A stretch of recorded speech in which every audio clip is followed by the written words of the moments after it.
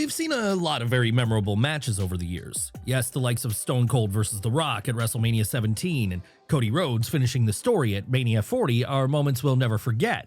But what of those matches which should have stood out in our memories, but for one reason or another have disappeared from memory and are rarely ever talked about today?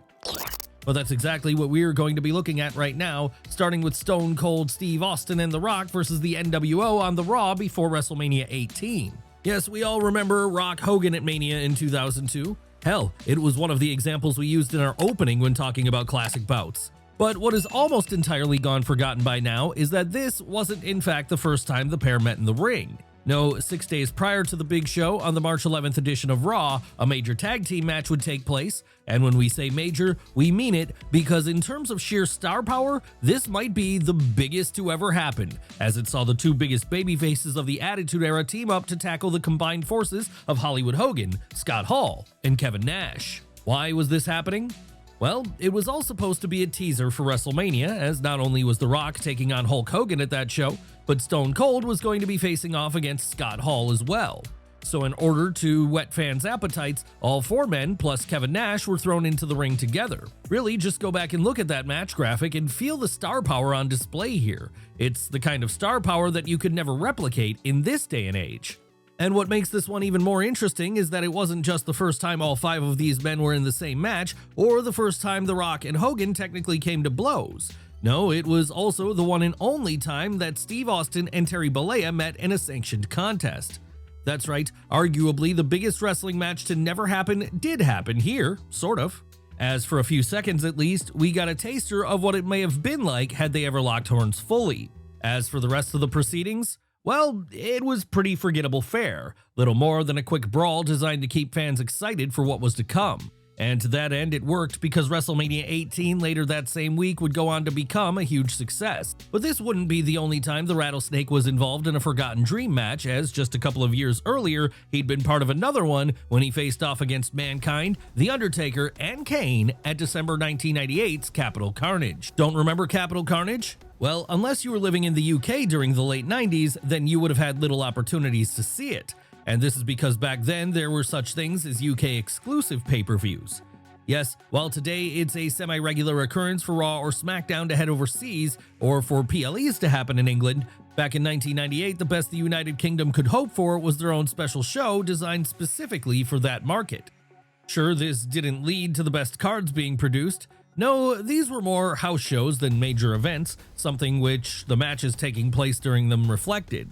We're talking about an undercard here which featured the likes of Gangrel vs. Al Snow, Val Venus vs. Goldust, and Tiger Ali Singh vs. Edge here, but that said, the main event was a different situation. And the reason that felt different was because WWF actually went all out with the star power there when, in the final bout of the evening on December 6th of that year, it would be Stone Cold Steve Austin in a fatal four-way match against The Undertaker, Kane, and Mankind. And fans were overjoyed with the 16-minute brawl which happened, especially as it ended with the Rattlesnake coming out victorious, then sharing a beer with hometown hero Vinnie Jones. But what if we jump forward a year to the point where WWF was arguably even more popular and head over to the SmackDown brand? Surely a big multi-man match which happened there couldn't go forgotten, could it? Why, yes it could. And it's the Buried Alive match which saw The Undertaker, Mankind, The Rock, and The Big Show all go to war on free TV. That's right, in a Buried Alive match the rules are simple. You have to throw your opponent into a freshly dug grave at ringside, then literally bury them under 6 feet of dirt. Understandably then, given the nature of the bout, this one would become a bit of a signature for The Undertaker over the years. But usually when the dead man has such gimmick encounters, it would be saved for pay-per-view. Back in September of 1999 though, this was all about TV ratings above all else, as this was still during the midst of the Monday Night Wars. So that was why, in one of his last acts as the booker for WWF, Vince Russo would decide to bring the craziness of the Buried Alive match to free TV on the September 9th edition of the Blue brand, with the key difference here, other than it not being on pay-per-view, being that it would be a tag team encounter. That's right, as this was the point the Rock and Sock connection was riding high, the babyface duo of The Rock and Mick Foley would team up here to try and put a permanent end to the threat of The Undertaker and The Big Show, by then the last remaining remnants of the Ministry of Darkness. How is it that something like this ever got so forgotten? We guess back then there was just so much stuff happening on a weekly basis, it became easy for a few things here and there to slip through the cracks. And it wouldn't just be the Attitude Era this happened during either. No, if we flash forward to the present day for a moment, we'll be able to look at the forgotten Raw and SmackDown Hell in a Cell matches, which happened in 2021. There were Hell in a Cell matches on free TV in 2021? Yeah, and already these matches have largely gone forgotten. Who did they involve? Well, the first one, which happened on the June 18th edition of the Blue Brand, would actually be a pretty major one, as it would see Roman Reigns put his Universal title on the line against Rey Mysterio. Needless to say then, the Tribal Chief would win this one, and that meant he could watch from home, as just a few days later on the June 21st episode of Raw, they hosted their own Hell in a Cell match between Bobby Lashley and Xavier Woods. So what was the story here? Well, this occurred during the Thunderdome era, the era where, with the world still in shutdown, no fans were allowed in attendance at shows. So always looking for something they could do to keep fans interested enough to tune into the show, WWE decided to pull the trigger on a major world title gimmick match on free TV here, mere days before their then annual Hell in a Cell PLE. But while this was only supposed to be a one-time deal, a special showing for Fox, in the end it would lead to a repeat happening on Raw after USA found out the other show was getting a match like this, and they weren't. They started demanding one of their own to help viewership for Monday nights. So it was then that over the course of 1 week in the autumn of 2021, 4 Hell in a Cell matches would take place, with 50% of these being on free television.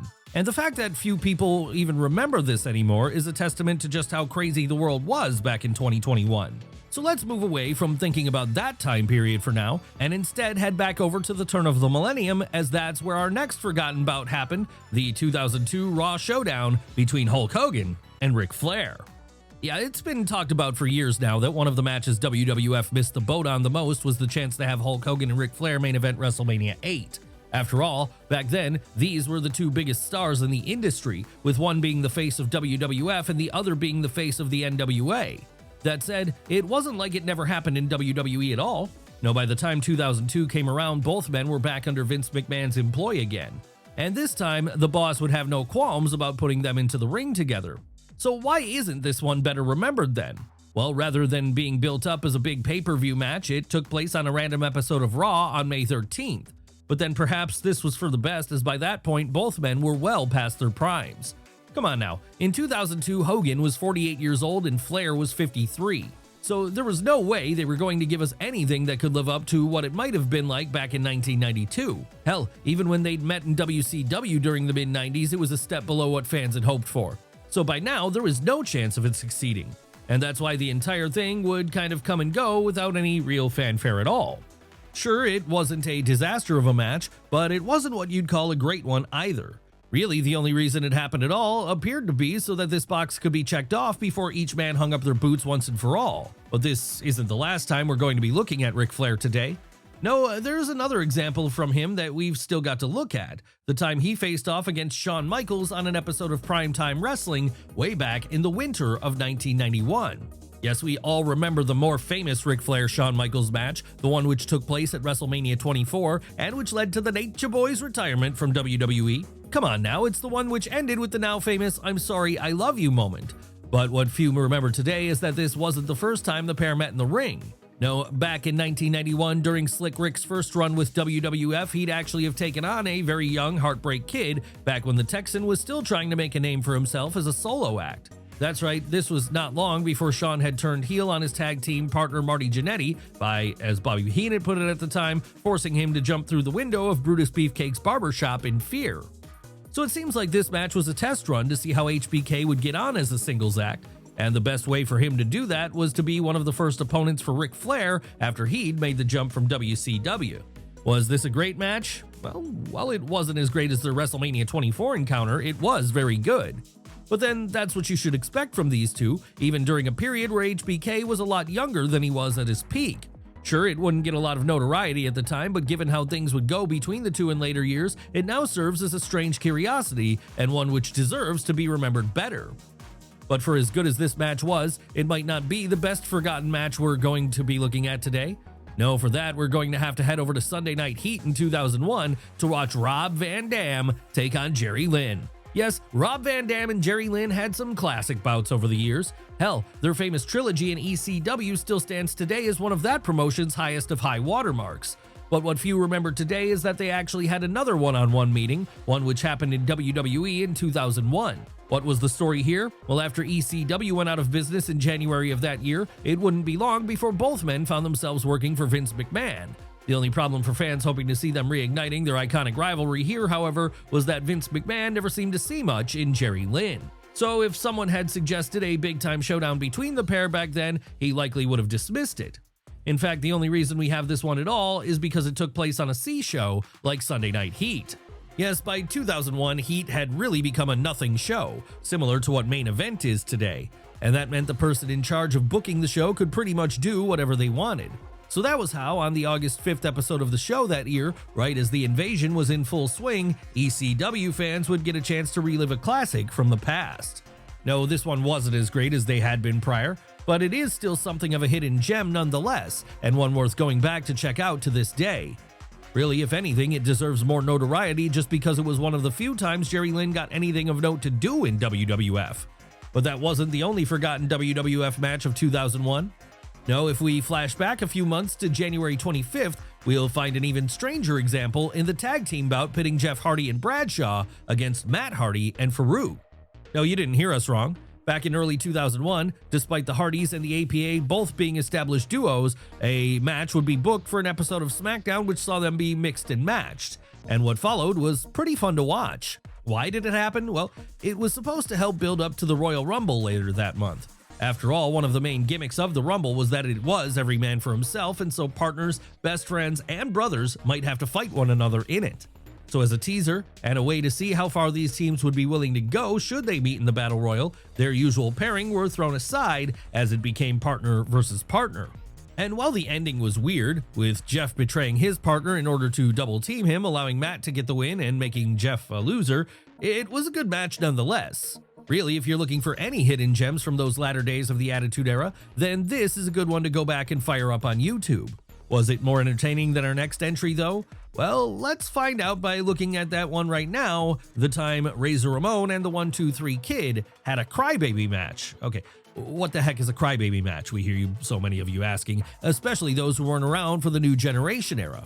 And why was one taking place between Scott Hall and Sean Waltman? Well, this was a match where the loser would have to literally put on a diaper. And the reason this was happening was because it was long after the 1-2-3 Kid turned heel and joined the $1 Million Man's Corporation that he was now feuding with his former buddy Razor. And this one didn't last too long, with Ramon coming out victorious and the Kid left covered in baby powder, all while kicking and screaming. But for as embarrassing as this was, it might not have been as bad as the time WWE put on a Punjabi prison match in 2006, and rather than have the match include the Great Khali, they were forced to center it around The Undertaker and The Big Show instead. And we say forced here because the initial plan for this one was indeed for Khali to be involved. Hell, the entire build to the whole thing had been him and the Dead Man going at it, so it was then that the feud was to be settled once and for all at that July's Great American Bash. But before this one could ever get in the ring, a last-minute substitution would have to be made when The Big Show was subbed in for Khali.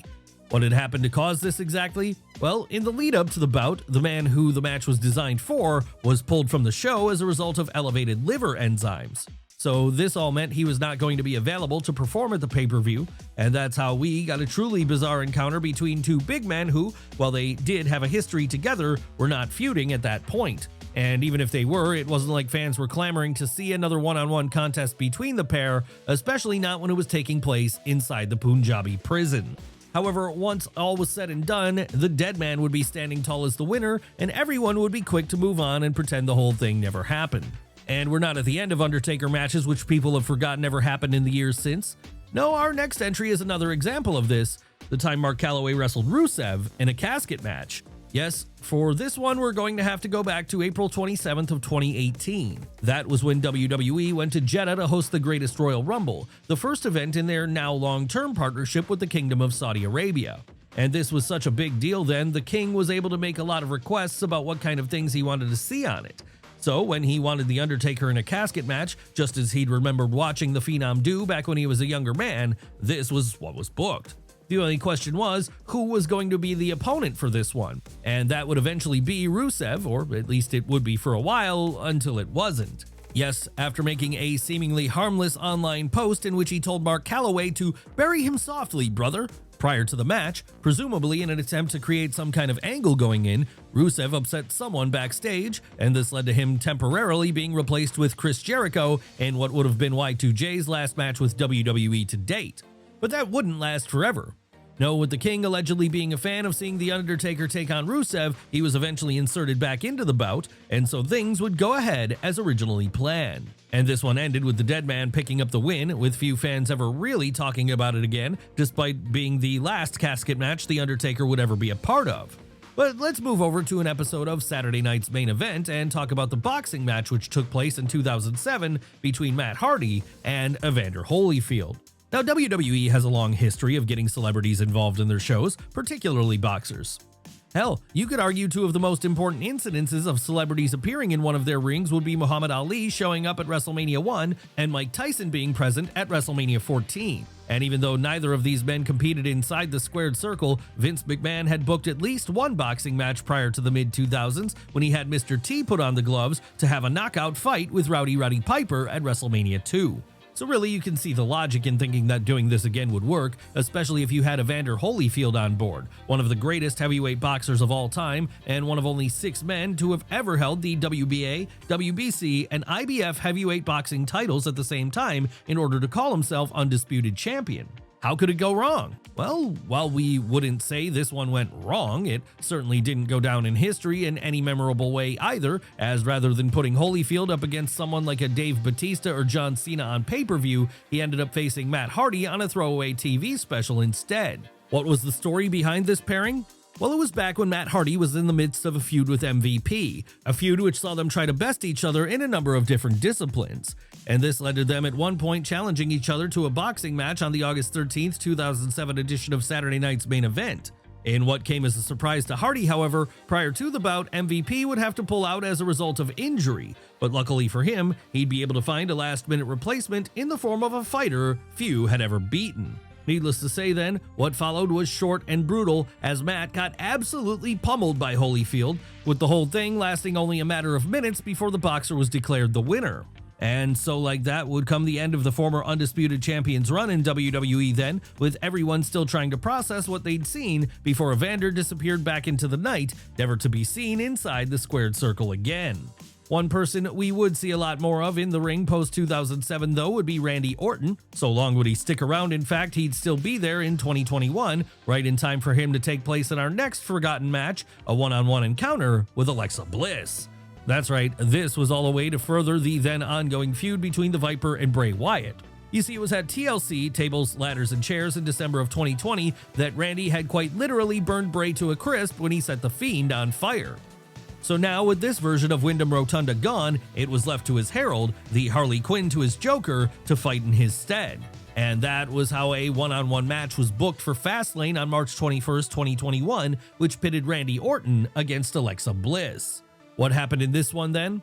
Well, as you would expect, there was a lot of smoke and mirrors, particularly as this was still in the Thunderdome era. Yes, there was no way WWE were going to feature a bout which showcased the Legend Killer destroying a 5-foot-tall woman here. So instead of that, we got fireballs, black liquid which looked like it had been ripped right out of the X-Files, and a lot of other spooky gimmickry, with the whole thing climaxing in the Fiend returning as what has lovingly been described in the years since as Burnt Fiend. And yes, this meant that by the time the closing bell rung, Alexa Bliss would be the winner, meaning she is currently undefeated in matches against former men's WWE champions. But even that wasn't enough to make this one remembered by many fans after it happened. No, partially because it came during the Thunderdome era, a time we're all still trying to remove from our memories. It's mostly gone forgotten as of 2025, but then the same thing can be said about every match we've looked at today. Over the years in wrestling, a lot of different match types have been introduced, some wackier than others. Yes, for every standard one-on-one bout or even steel cage match, there's one of the match types we're going to be looking at today, matches we rarely see anymore. And where better to start than with one of the all-time great stipulations, the Buried Alive match. Yes, the gimmick here is that there's an open grave set up at the entrance ramp and that in order to win the bout, you have to take your opponent down there and quite literally bury him under 6 feet of dirt. Unsurprisingly then, this was a match created specifically for The Undertaker during his feud with Mankind back in 1996, and it's a match which has almost exclusively been used by the Dead Man in the years following.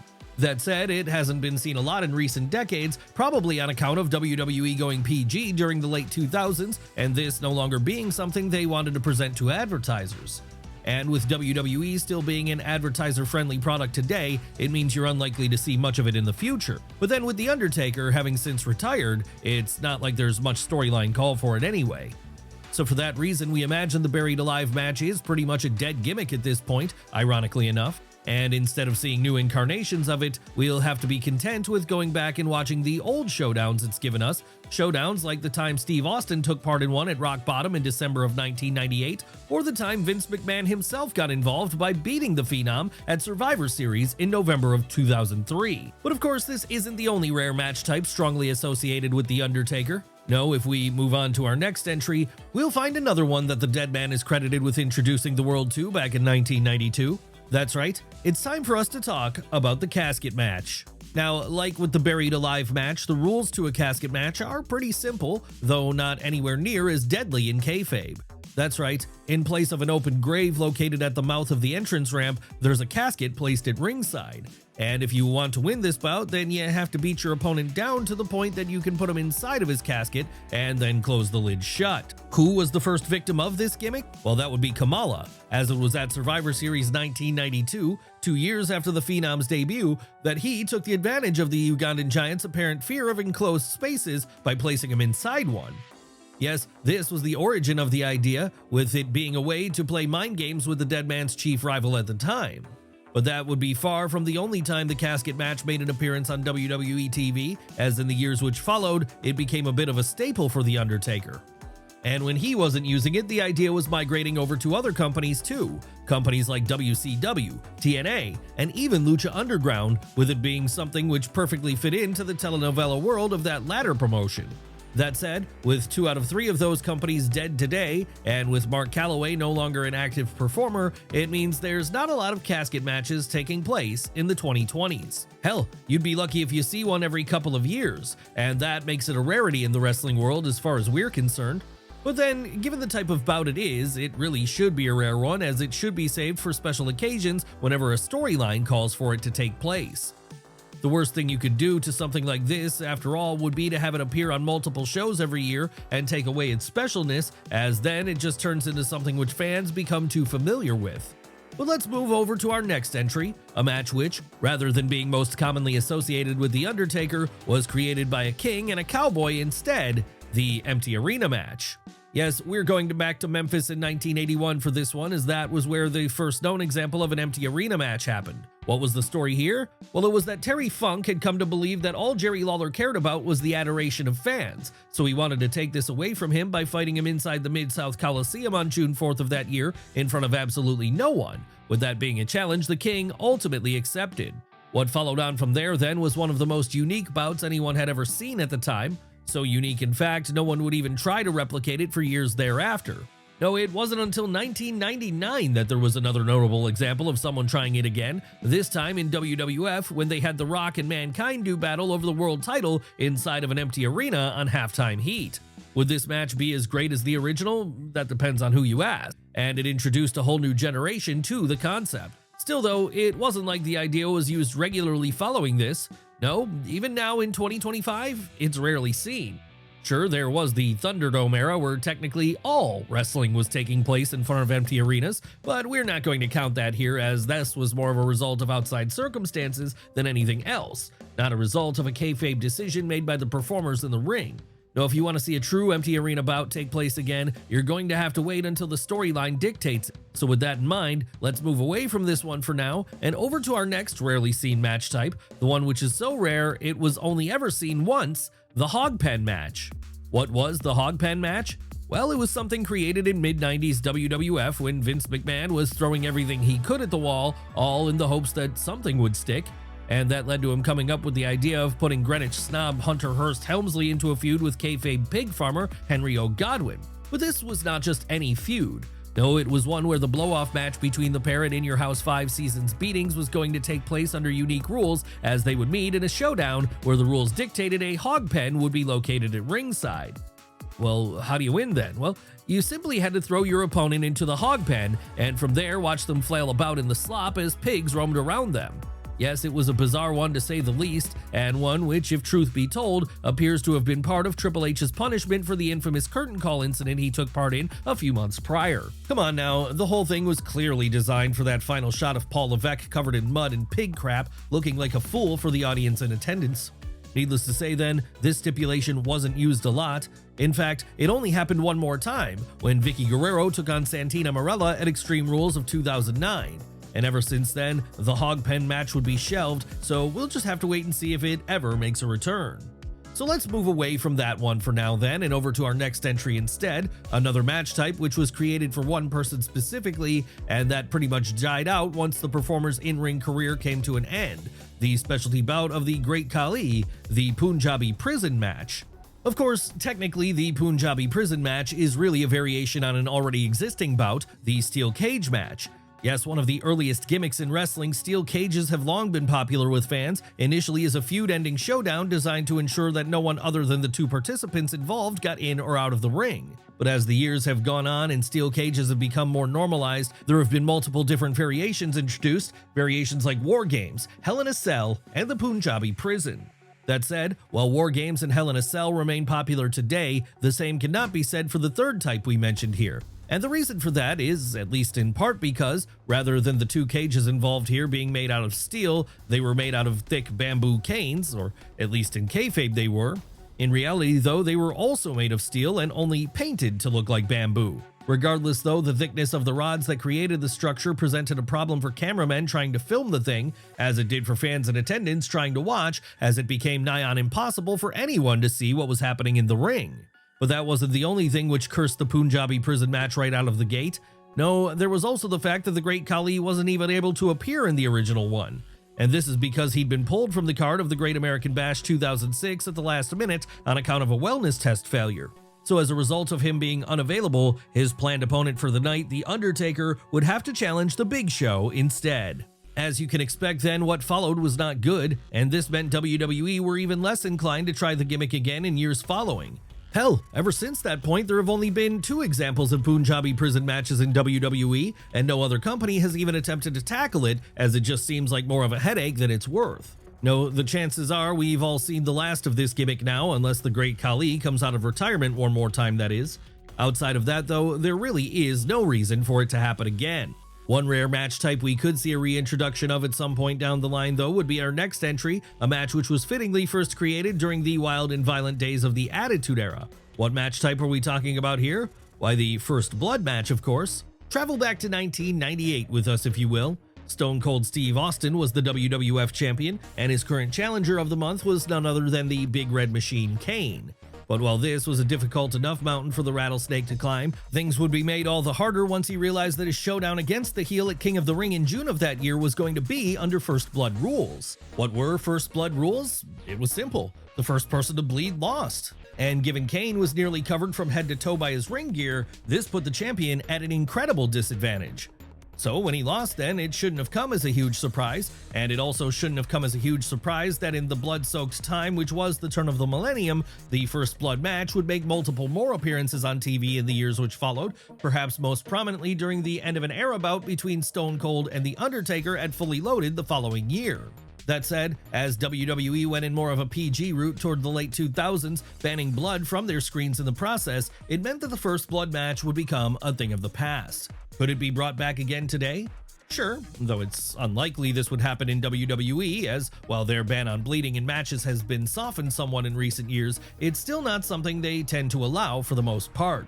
But let's move away from First Blood matches for now and instead move to another largely forgotten match type, one which also deserves a comeback of its own, the 3 Stages of Hell match. Sure, like with the Punjabi prison match being a clear take on a steel cage bout, you could argue that the 3 Stages of Hell match is little more than a variation of a 2 out of 3 falls encounter, and that this is still a gimmick we see plenty of today.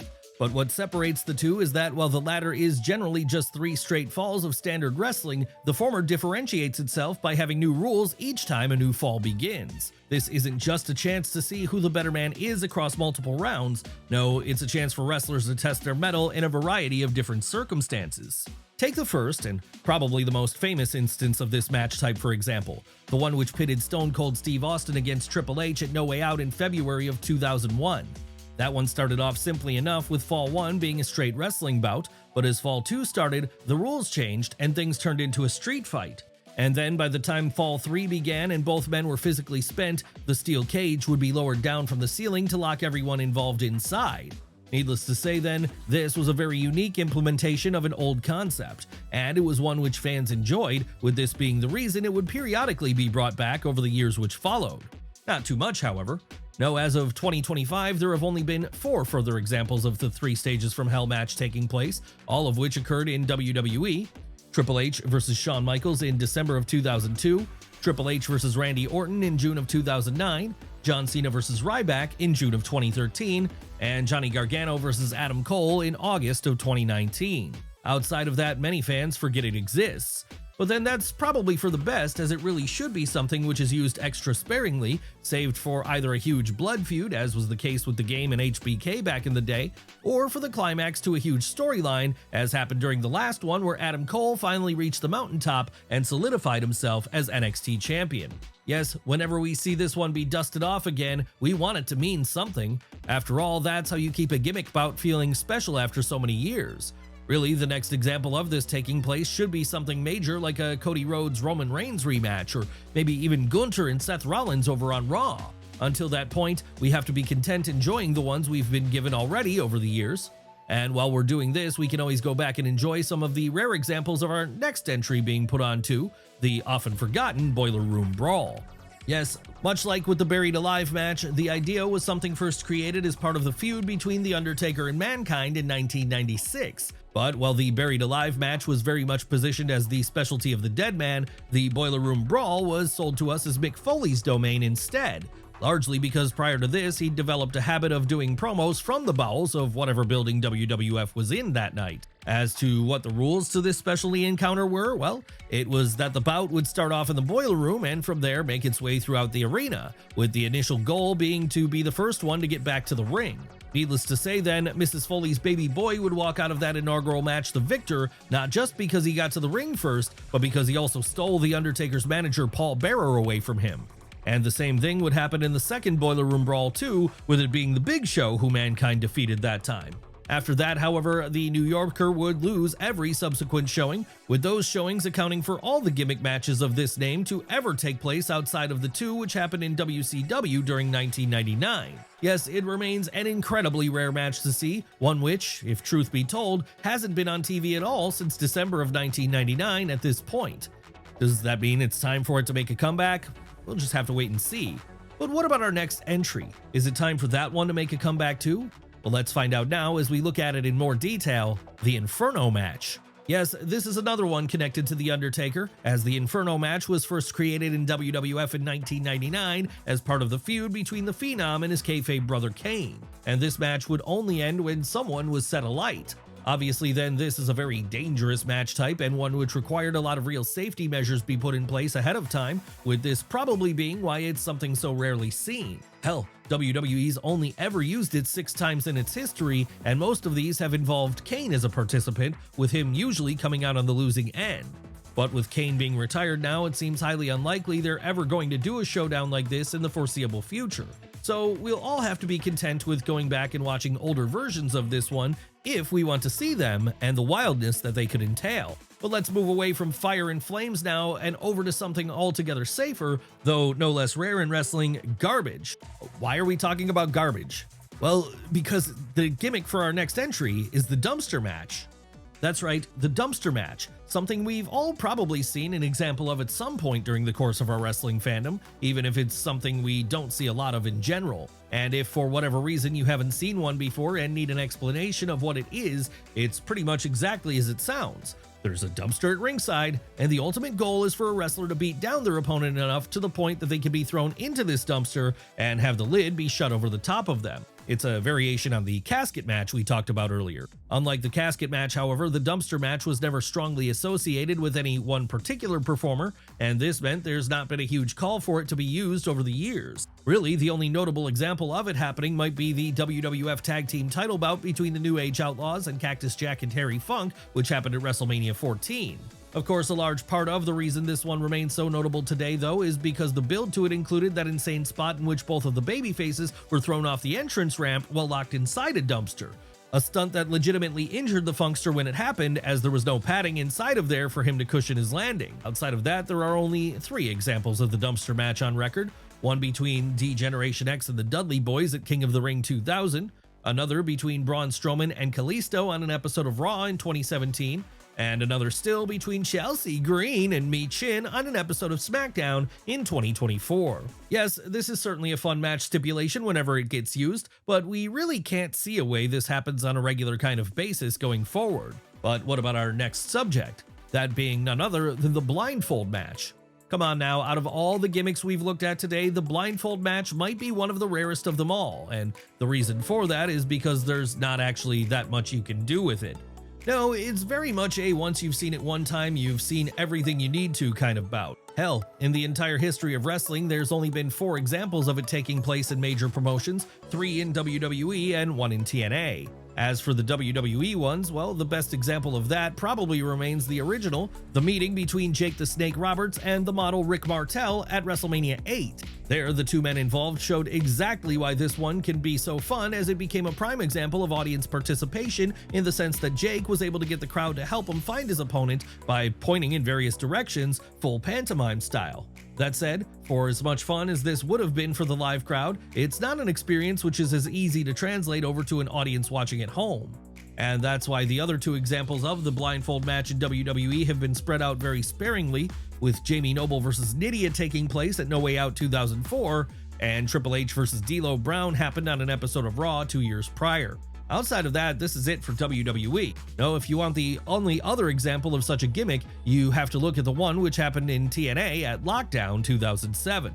Of course, that is probably a prime example of why this gimmick isn't used anymore, though, as throughout the course of this disaster which took place between James Storm and Chris Harris, the blindfolds continually fell off each man mid-match, leaving the whole thing to turn into more of a parody than anything else by the time it was done. And as you would expect then, since this point the gimmick has never appeared on television. No, like with so many of the other gimmicks we've looked at today, the blindfold match may be a thing of the past. And even if it's not, the chances are that whenever it is brought out in the future, it's going to continue to be a very rare occurrence. The key thing any great wrestler who is looking to succeed needs to be able to do is stand out from the crowd. Hell, there's a reason we still talk about names such as Stone Cold Steve Austin, Macho Man Randy Savage, or Dusty Rhodes to this day. But unfortunately, not everyone can fall into this category. No, some wrestlers just blend into the background whenever they're on screen. But who are the biggest examples of this? Well, that's exactly what we're going to be looking at right now, starting with Bobby Fish.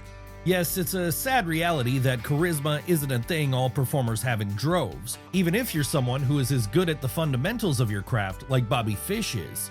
Yes, the Albany native is a very good in-ring performer, and this would see him find plenty of work on the indie scene during both the 2000s and 2010s, usually alongside his Red Dragon teammate Kyle O'Reilly. Hell, at various points, Fish would even find himself working for New Japan, the very place where alongside O'Reilly, he became a 2-time IWGP Junior Tag Team Champion. But of course, wrestling is more than just being able to do the moves. No, if it were just about that, then Bob Backlund would be a bigger star than Hulk Hogan. And when it comes to getting over based on his personality, this has never exactly been Bobby Fish's strong point. That's right, this was evident as soon as he signed on the dotted line with WWE in 2017, and from there became a founding member of the Undisputed Era. Really, standing next to someone with much more charisma like Adam Cole, Fish's weaknesses were highlighted here, and that would see him never really rise beyond the level of 4th in the pecking order of the group featuring Cole, Kyle O'Reilly, and Roderick Strong. Even when Fish moved over to All Elite Wrestling for a while in 2021, he never stood out anymore. But then part of the reason for that was because he was paired up with his old teammates again there. And that all eventually contributed toward him parting ways with the promotion 1 year later. Where has Bobby gone since then? Well, he's worked for the likes of TNA and Major League Wrestling. Yes, at this point it looks like this is likely the position the New Yorker is going to be in for the rest of his career. The guy who can put on a great match, but is unlikely to make a huge impact. But then not everyone can be stars, and it's certainly true that not everyone can have the levels of charisma that the bigger names in the industry have. And if you want another example of this being the case in the present day, you only have to look at our next subject, Tony Nese. Now, Tony Nese is another one of those guys who is a very good technical wrestler, certainly someone who can be relied upon as a good and safe pair of hands whenever someone needs a solid dance partner to work with. But of course, few fans watch wrestling when they're a kid and dream about growing up to be a reliable hand. No, they grow up dreaming about being a top star, a world champion even. And sadly for the New York native, this is a status which has always evaded him throughout his career thus far. Why is that? Well, like with Bobby Fish, he's just not someone who has shown a great level of charisma. Yes, whether it's WWE, AEW, or anywhere else, if you want to truly succeed in the pros, you have to have that character which people can connect with. Just look at the biggest stars in the world right now, the likes of Cody Rhodes or Roman Reigns, people who have been able to get fans invested in them over the years on account of their character and stories. And on the women's side, you have the likes of Rhea Ripley or Stephanie Vaquer, two powerhouses of charisma that no one can take their eyes off of whenever they're on screen. Compare them to Tony Nese then, and it's clear to see where the difference is. And sadly, this is why Nese never really rose beyond the role of undercard talent while in WWE. Even when he joined AEW in 2021, he still wasn't able to get very far on account of the fact he just doesn't have that connection with live crowds. No, well here, the New Yorker has largely been relegated to working Ring of Honor as part of the varsity athletes, and that doesn't look like something which will be changing anytime soon. But let's move back over to WWE, where the label of generic wrestler would apply to our next subject, the man who goes by the name of Apollo Crews. Now again, like with our previous entries, to say that Apollo Crews is not a good wrestler would be disingenuous. No, he's very good. Good enough that WWE decided to hire him back in 2014. But while he can certainly go in the ring, one thing he's always lacked has been a strong character or sense of connection with the audience on a Raw or a SmackDown. Sure, he's had this on smaller stages, such as when he was working for Dragon Gate during the early 2010s, and there really breaking out with the indie crowds for the first time. But ever since that point, he'd struggled to replicate this on a bigger stage. Why is that? Well, some people are big arena performers and some people are small building performers. To give it an equivalent in music, it would be like comparing Bruce Springsteen to the Pixies. Both were great at what they did, but one was more adept at playing large stadiums and the other was better suited to playing smaller venues. So because Apollo falls into this latter category then, it's meant that when he's been in WWE, he's really struggled to stand out from the pack in any meaningful way. Yes, ever since first debuting in NXT during the mid-2010s with a lot of hype around him, the Sacramento native has really done very little of note. In fact, ever since joining the main roster in 2017, he's had few memorable moments, even when he had runs as Intercontinental and United States champions. The reality is that in 2025, the former Uhaa Nation has been unable to find any kind of strong character at all. And that's just made him come across about as generic as can be. Certainly not the kind of person who seems to be in line for a big push in the near future or anything. Sure, things could still turn around for him if he catches fire for whatever reason. Obviously then, that's a shame, as in every other aspect of his craft, the big man is someone who has all the skills required to be a star. It's just a shame he's lacking in this one key factor. But then he's not the only person who's had this problem in WWE over the years. No, far from it. In fact, if we head back in time for a moment, back to the late 2000s and early 2010s, we'll find another similar example of this story playing out in WWE with our next subject, the one, the only, Ezekiel Jackson. That's right, he's not a name a lot of many modern fans are necessarily going to be familiar with today.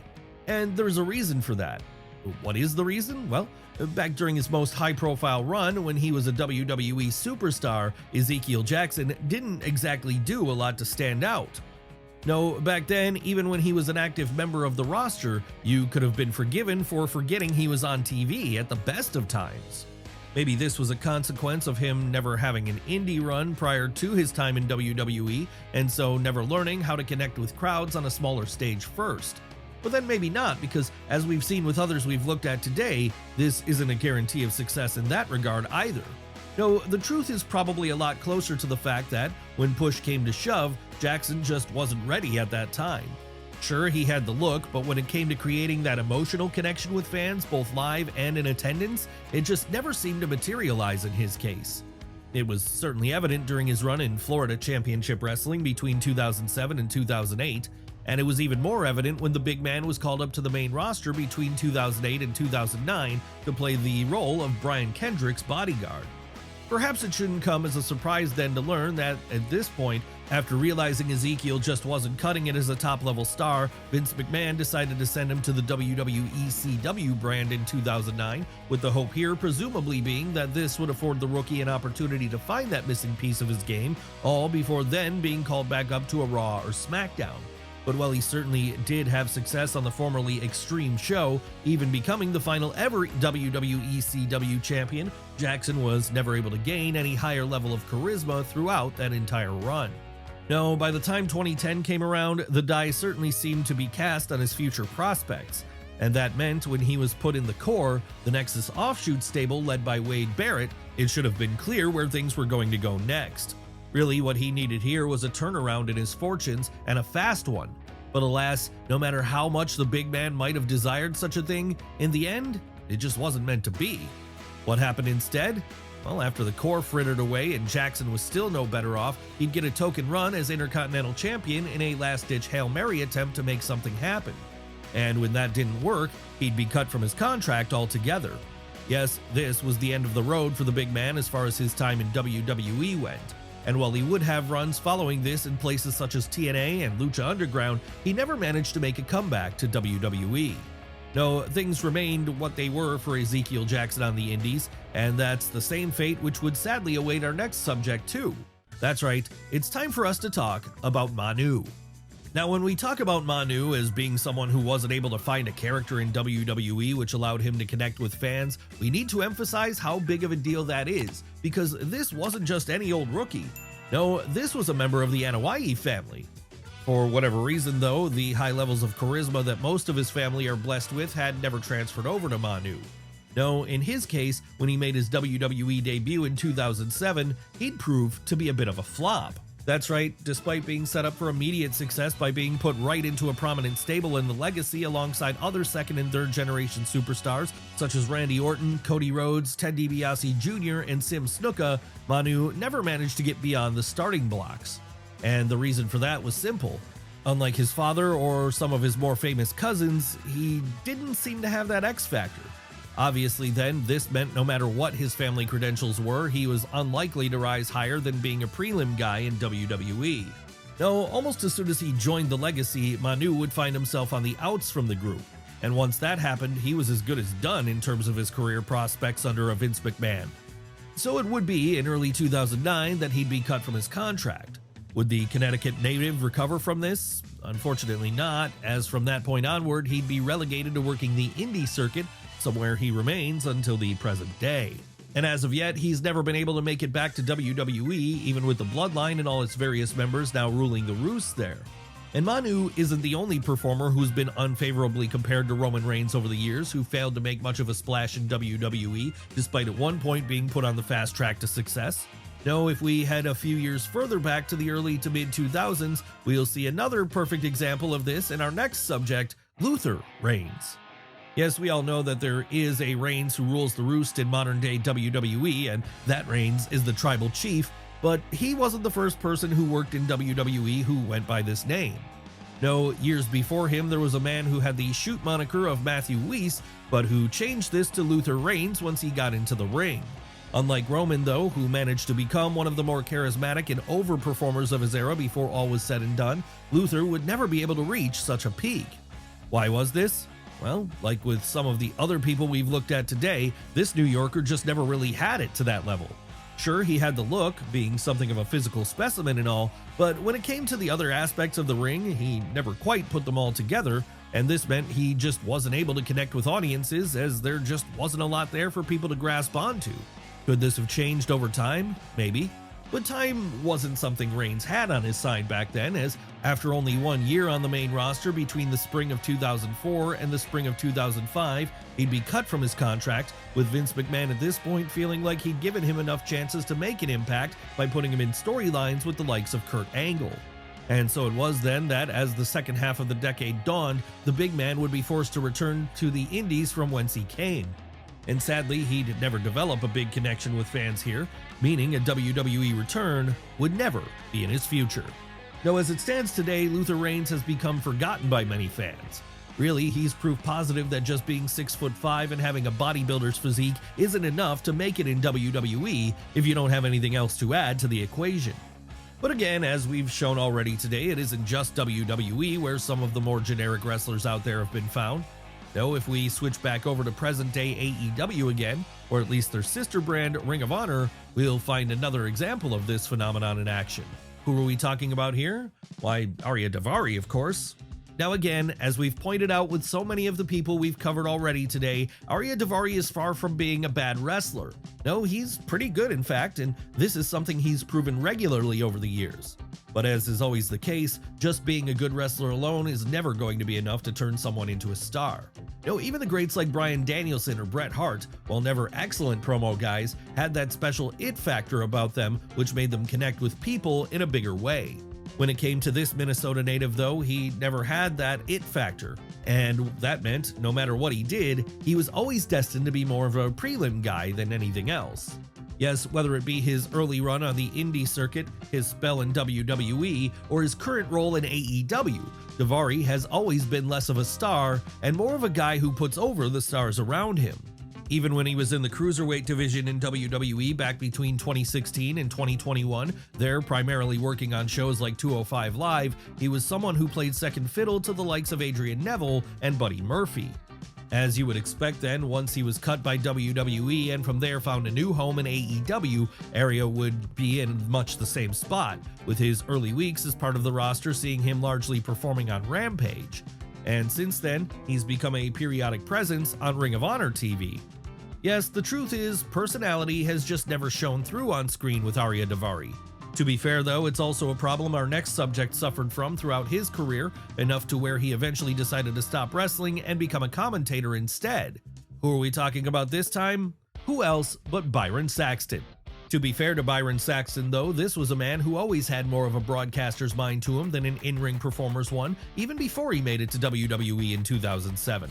After all, prior to deciding to become a wrestler, he was someone who regularly served as a DJ for multiple radio stations in Florida, as well as a traffic reporter for WJXT Channel 4 News in Jacksonville specifically.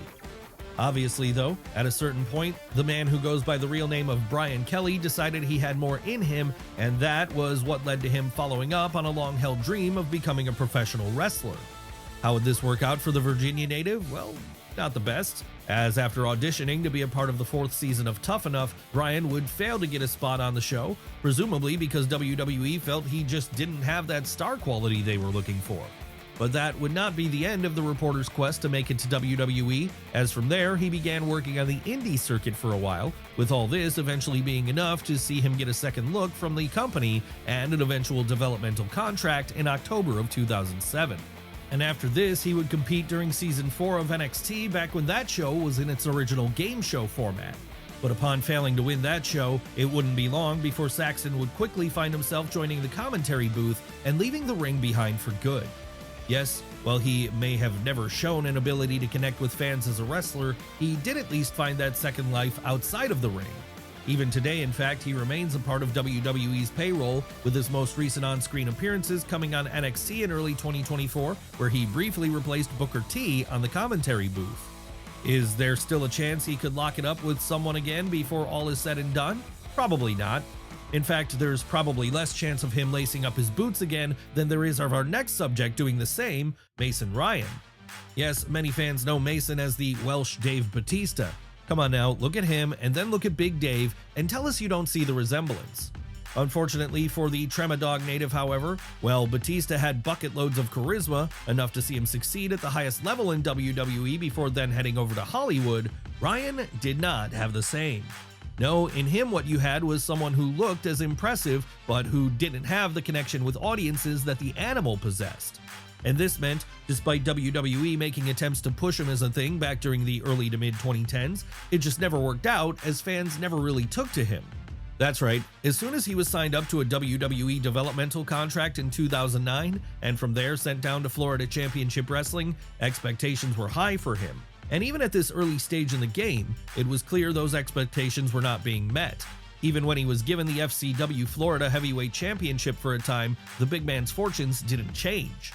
And that would continue to be the case once he was called up to the main roster in 2011, as at this point, rather than being pushed as a powerhouse singles star, Vince McMahon only felt confident enough in slotting him into a mid-card stable like the New Nexus. Obviously then, the New Nexus was not somewhere Mason shone. After all, by that point, the heel invaders were so dead in the water, they may as well have not been on TV at all anymore. And that's not a good place to be for someone who's looking to establish themselves with a new audience. But even if Ryan had been given a bigger spot initially, it may not have made a difference as, like we said a moment ago, he was just never someone who felt like he had that connection with fans, regardless of what position on the card he was in. No, sometimes you just can't force a square peg into a round hole. And that was why, come April of 2014, Mason Ryan's time in WWE would have ended, with this being the point he was cut from his contract. Still though, even if this did largely end his time as a wrestler, the Welshman would be able to bounce back in a different field when in January of 2016 he began working for the world-famous Cirque du Soleil as an archer. And this appears to be a job he's remained in right up until the present day. So it just goes to show, even if you are generic when it comes to being a wrestler, you can still succeed in other areas of life. Whenever a wrestler manages to find success in the industry, it can be something which comes at the end of a lengthy road of struggle. And for that reason then, they no doubt want the success to last for as long as possible. Sometimes though, it only lasts for a short while, long enough to label them as a one-hit wonder of sorts. But who are the biggest examples of this phenomenon? Well, that's exactly what we're going to be looking at right now, starting with Fandango, and the time he beat Chris Jericho at WrestleMania. Yes, back in 2019, Chris Jericho was already a legend of the industry, someone whose resume spoke for itself. And that's why, even if he was starting to enter the elder statesman part of his career by then, a win over him was still seen as a big deal. So as you would expect, wins over Y2J didn't come too often, and when they did, they usually happened to someone who was getting a big push. Seriously, the idea that a mid-card comedy act would come in during their first match and pin Jericho seemed outrageous, but that's exactly what took place at WrestleMania 29 when Fandango stepped up to the plate.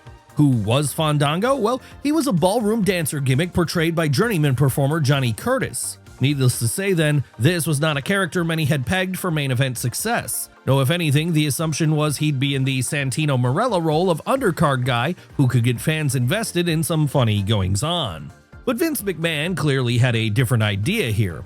And that idea was to make a star out of Fandango, which was exactly why, when he challenged Jericho at the Showcase of the Immortals, he'd shock the world by pinning him clean in under 10 minutes. That's right, it was the upset of the year, and one which quickly catapulted the rookie onto greater fame. Of course, it isn't just his big Mania win which did that for him though. No, it was also the fact that his theme song got hugely over as a viral meme with fans, with it even rising pretty high in the UK singles charts. But if anyone thought this was going to lead to a long-term push for the main native, they'd be wrong because, as with all memes, the shelf life was ultimately pretty short for this one. So because of that, by the time WrestleMania 30 came around, Fandango would be relegated to being a warm body in the Andre the Giant Memorial Battle Royal, a far cry from beating the first ever undisputed champion only 12 months previously. But even if it was short, it was still a hell of a run on top for the ballroom dancer while it lasted. And this wouldn't be the only time Chris Jericho would be involved in giving a wrestler a short-lived run of success. No, the same thing would happen a few years later when he was beaten by Action Andretti. Yes, let's move over to All Elite Wrestling for this one, as that's where Chris Jericho has been plying his craft ever since their creation in 2019, with him helping to establish the company back then as its inaugural world champion. Obviously, given how big of a star Jericho has been over his career, he never needed to leave the main event scene behind. No, he could have stayed up there with the Jon Moxleys and the Kenny Omegas of the world right up until the point he retired, but seeing he was better off playing the gatekeeper to the next generation after a while, he began slipping into more of an upper mid-card role around 2023. Who would he put over as part of this new role on the show? Well, many people. People like Ricky Starks, Hook, and Bandito, just to name a few. But none of these were as shocking as the time he took a jobber by the name of Action Andretti and, in his first televised match with AEW, laid down for him clean. Yes, if there was a 21st century version of the 1-2-3 Kid beating Razor Ramon, then this was it. and it instantly rocketed Andretti up the card, at least for a little while, as he began looking like a future player. Unfortunately though, once it became apparent the Philadelphia native was still too green to be put anywhere near the top of the card on a long-term basis, his brief dalliance with stardom would come to an end. But that doesn't mean he's gone from AEW altogether. No, he still works there today, now in the role of mid-card tag team act alongside Lio Rush. Will he ever get that spotlight again? It's possible, but even if he doesn't, he'll always have that night when he shocked the world by beating Chris Jericho live on Dynamite. Well, let's move away from AEW for now and over to the company we mentioned a moment ago, the one which they serve as a spiritual successor to in many ways, WCW. And the reason we're moving there is because it's where our next subject had his own short run of success. That's right, it's time for us to talk about Blitzkrieg. Don't remember Blitzkrieg? A lot of people don't these days, to be fair. But for a moment in time there, back when World Championship Wrestling was still riding high in 1999, he got a surprising push up the card. No, he was never challenging Goldberg for the world title, and he was never locked into a feud with Hulk Hogan or Sting, but what he would get would be a strong, focused upon position within the jewel in that company's crown, the Cruiserweight division. Yes, while the NWO angle might have been the thing that took Ted Turner's promotion to its greatest successes, and while Ric Flair might have been their undisputed ace, those who were watching WCW back in the day knew the real highlight to almost any episode of Nitro was when the Cruiserweights came out. After all, this was the division that first introduced so many fans to the likes of Rey Mysterio, Eddie Guerrero, Chris Jericho, and more. And in 1999, there was one more name who was added to that list, a name which surprised many, Blitzkrieg. Why was this so surprising? Well, because Blitzkrieg was still a rookie here. And while he was good, he was being thrown right into the deep end with some of the best wrestlers in the world. Luckily then, he proved to be able to hold his own here, so much so that after having early standout bouts against Juventud Guerrera, Billy Kidman, and Dean Malenko, he'd find himself coming within arm's length of the Cruiserweight title. In the end though, despite challenging for this belt on multiple occasions throughout the year, Blitzkrieg would not be able to win it. And what's more, come October of 1999, he'd be gone from not just WCW, but wrestling altogether. Why was this? Well, he wanted to take up a new career as a computer programmer, and this necessitated him hanging up his boots for good. As you can expect then, there were no further appearances for the Californian in World Championship Wrestling following that, and this meant that when you looked at his run of success, it can't be thought of as anything but short. Still though, for as short as it was, he certainly packed a lot in there while he was around. And had he stuck around much longer, we've no doubt he would have ended up getting that elusive Cruiserweight title win, even if he'd have to have wrestled during WCW 2000 in order to achieve this. Will we ever see Blitzkrieg return at this point? It's unlikely, as he appears to be happy with his life as it is today. So let's move away from him for now, and over to our next subject instead, another short-lived success story in wrestling, the Ultimate Warrior and his run as WWF Champion. Yes, we know that considering the Ultimate Warrior to be a short-term success overall might seem wild, as he was a big star for quite a few years there during the late 80s and right into the mid-90s.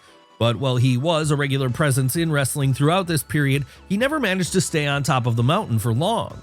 Now, as far as world title runs, this would very much be a short-term thing for Jim Hellwig, as his only opportunity to call himself the man came in WWF in 1990.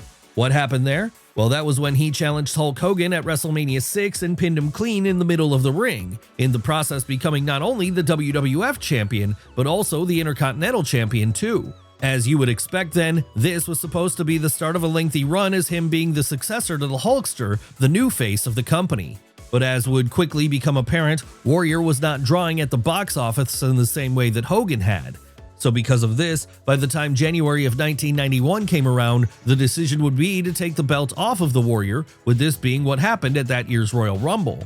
That's right, after less than a year and only one pay-per-view main event title defense, the Ultimate Warrior as champion experiment was over, and once it was, continued backstage issues would ensure that he never got that belt again. So while he would continue to be a star for some years to come, his run as champion can't really be considered anything less than short-term. Could it have been different? Maybe if Hulk Hogan had been away for a while and not taking up all the oxygen in the room throughout 1990, then it could have worked out better. But this wouldn't be the last time Vince McMahon thought he'd found a replacement for the Hulkster only for this to fall apart. No, the same thing would also happen with our next one-hit wonder of a subject, Tom Magee. Yeah, there was a period where McGee was a key element in wrestling's great holy grail. Basically, the story to this one is that back in 1986, McGee would get a tryout match with WWF at a television taping in Rochester, New York, with him here going up against Bret Hitman Hart. Of course, with him being a bodybuilder and having a great physique, the hope was that if he could have a good match, this would be the next top star Vince McMahon was looking for. And wouldn't you know it, he would indeed blow people away in the ring this evening. So once the boss got to see the tape of the bout, he suddenly had stars in his eyes and began making plans to present the Winnipeg native as his new ace, with the plan being that he would take over Hulk Hogan's role. But any plans of this nature would soon dissipate when subsequent house show matches involving McGee showed him to be a lot greener than people had realized. Really, it was puzzling. After all, he'd been so good when he went up against the excellence of execution. So what had happened? Had he really regressed that much, that quickly? Well, the answer to that was no. Rather, McGee had never been that great at all. In fact, the reason he looked like such a star in the first place was because he was in the ring with Bret Hart, one of the greatest of all time. Yes, so good was the Hitman at this point, he probably could have carried anyone to a 4-star bout. And this meant he'd accidentally been able to make a rookie look like the second coming of Shawn Michaels. Obviously then, once everyone figured out what had happened, plans to push Tom McGee to the moon were put on ice, and his short run on top was over just as quickly as it had begun. And as for the match itself, well, this would become a piece of lost media for years, with it only being rediscovered again in 2019. But what about Bret Hart? How would his career go after this? Well, WWF would realize they really did have their next star in the ring during that famous bout. They'd just been looking in the wrong corner was all. So it was then that by the time the mid-90s came around, the Hitman would be the top guy in WWF for a while, with him becoming a 5-time WWF champion by the time all was said and done. Hell, he'd even be there through the dark times to give the company a boost, times like when our next subject, Lawrence Taylor, had his own brief run of success by main eventing WrestleMania against Bam Bam Bigelow. Now, we should clarify, when we say Lawrence Taylor only had a brief run of success, we're talking specifically about his time in wrestling. Yes, we're well aware that on the gridiron he had a very lengthy spell as a superstar, what with him spending 12 years playing as linebacker for the New York Giants. But once his football career came to an end in 1993, he began looking for some new challenges that would ultimately see him enter the squared circle. That's right, it was in the spring of 1995, right when WWF was arguably at their lowest point ever and in desperate need of something which would kickstart public interest once more, that they decided to bring in LT for a celebrity angle. But not just any celebrity angle, no, one which would result in the football player main eventing the biggest show of the year.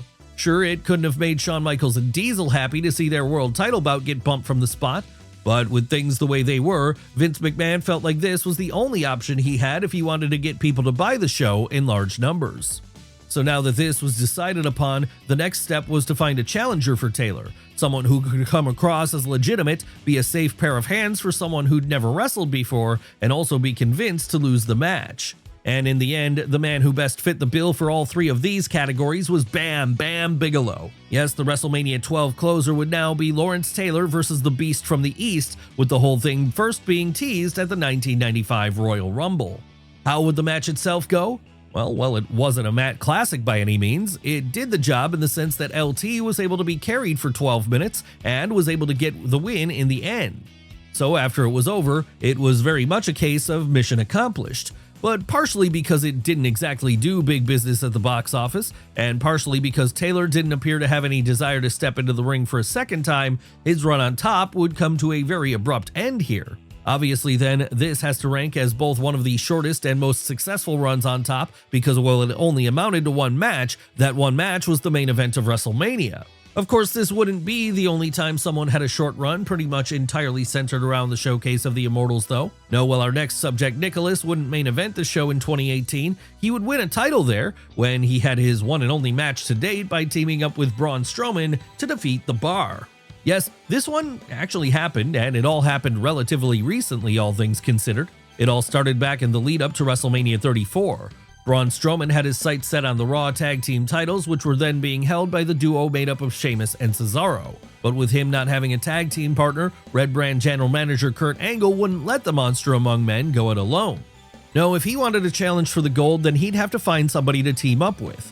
The only problem was, come the night of WrestleMania itself, Braun still didn't have a second. And so that was why he chose to go into the crowd here and find a 10-year-old boy named Nicholas, who he hand-selected right there and then. Why was Strowman doing this here? To prove a point mainly, and this point was that he could beat the tag team champions in what was effectively going to be a handicap match.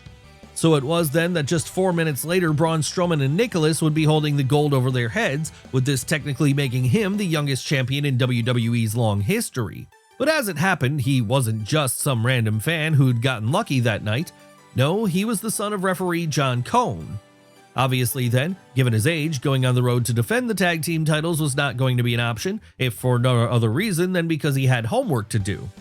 And that was why the next night on Raw, he'd vacate his newly won belt, all with the promise that he'd be back again one day in order to reclaim it. That's right, as runs on top go, this was remarkably short, as it lasted for all of 24 hours. But when we're talking about a 10-year-old boy here, that's very impressive.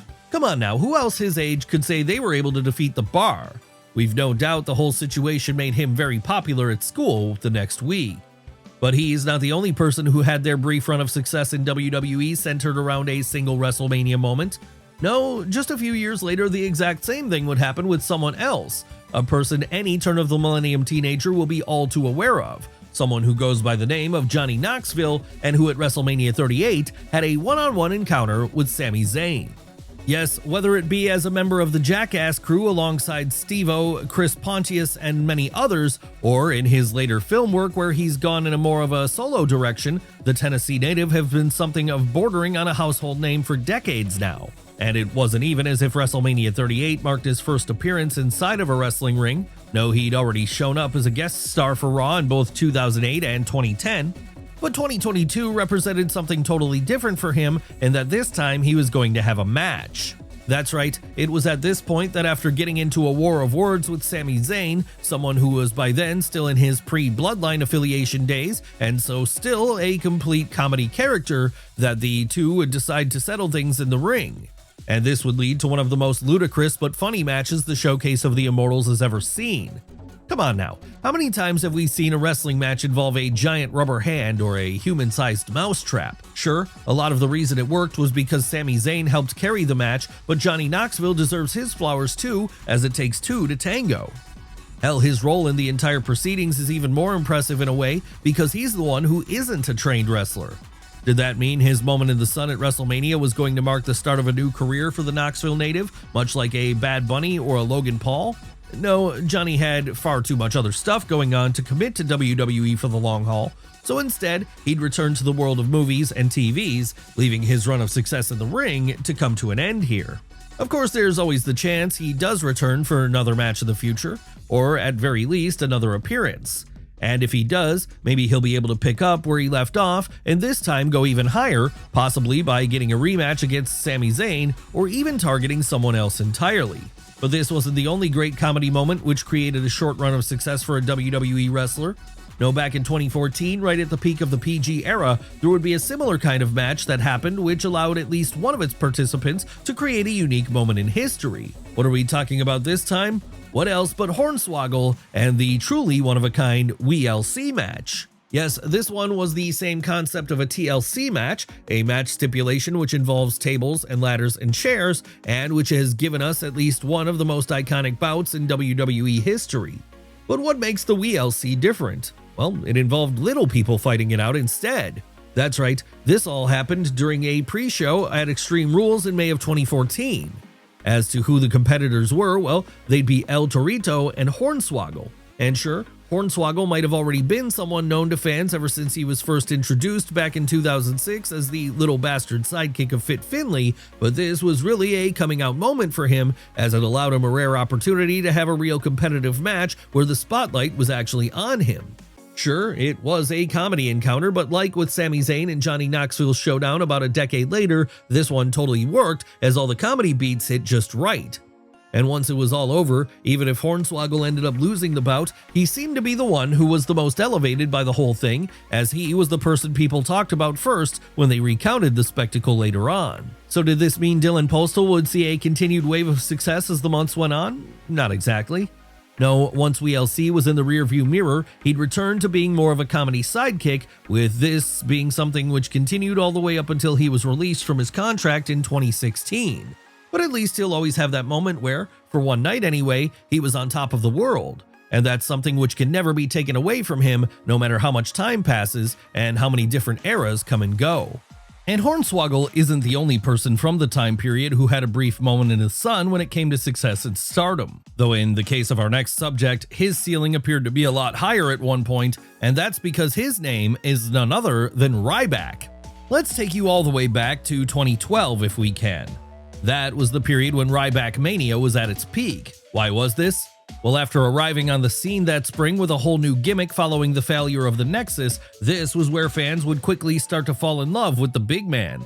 And this led to live crowds reacting for him in very positive ways as the months went on and he started rising further up the ranks. Sure, part of it was the whole Goldberg thing, with Ryback's "Feed Me More" catchphrase certainly aping that of Bill's "Who's Next" gimmick from the turn of the millennium, and the fact that they were both big muscle guys also helping to fuel the comparisons.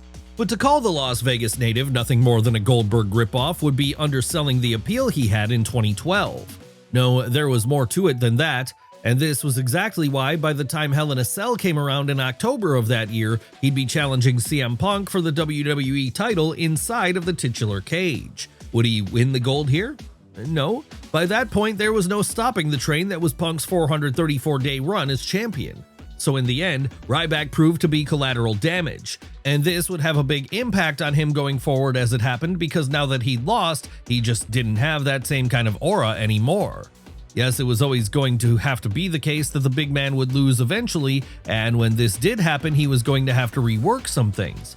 But because it happened sooner than people were expecting it to, it seemed to cut his legs right out from under him before he had time to recalibrate. Of course, this was never the plan in the first place. No, the only reason Ryback was thrown into that title match against CM Punk so early was because John Cena had gotten injured. But sometimes changes have to be made on the fly in wrestling, and this was a change which would hit the big man hard in the long run. So hard would it hit him, in fact, that despite wrestling Punk again at the 2013 Hell in a Cell pay-per-view, he'd never be on the same level as he once was with fans. And it wouldn't be long after this that he'd pretty much have fallen down to the role of mid-carder again. And after that, it was a quick descent all the way up to the point he was ultimately released from his contract in 2016. But like with Hornswoggle, even if the big guy was released at this point, he would always have that brief moment where he was in the spotlight to look back on. And unlike Hornswoggle, his moment in the sun was more than just a comedy pre-show bout. Rather, it was a spot in the main event scene. But then, whether it's the main event or not, everyone we've looked at today all deserve equal focus for being a true one-hit wonder of wrestling. At first glance, lots of wrestlers may seem unique, but the truth is, for most of them, there are at least one or two people out there who fit the same bill. Yes, even notable standouts like Brock Lesnar have other performers with similar body types, and when it comes to the athleticism of someone like AJ Styles, for as impressive as he is not the only person on the planet who can do the things he does. But what about those wrestlers who are truly one of one? Well, that's exactly what we're going to be looking at right now, starting with the tallest wrestler to ever live, Giant Gonzalez. Yes, while there have been a lot of big men in the wrestling industry over the years, a few of whom have even stretched to 7 foot tall and above, we're talking about names like Andre the Giant, the Big Show, and the Great Khali here. None have ever made it quite as close to the sky as George Gonzalez did. How tall was he exactly?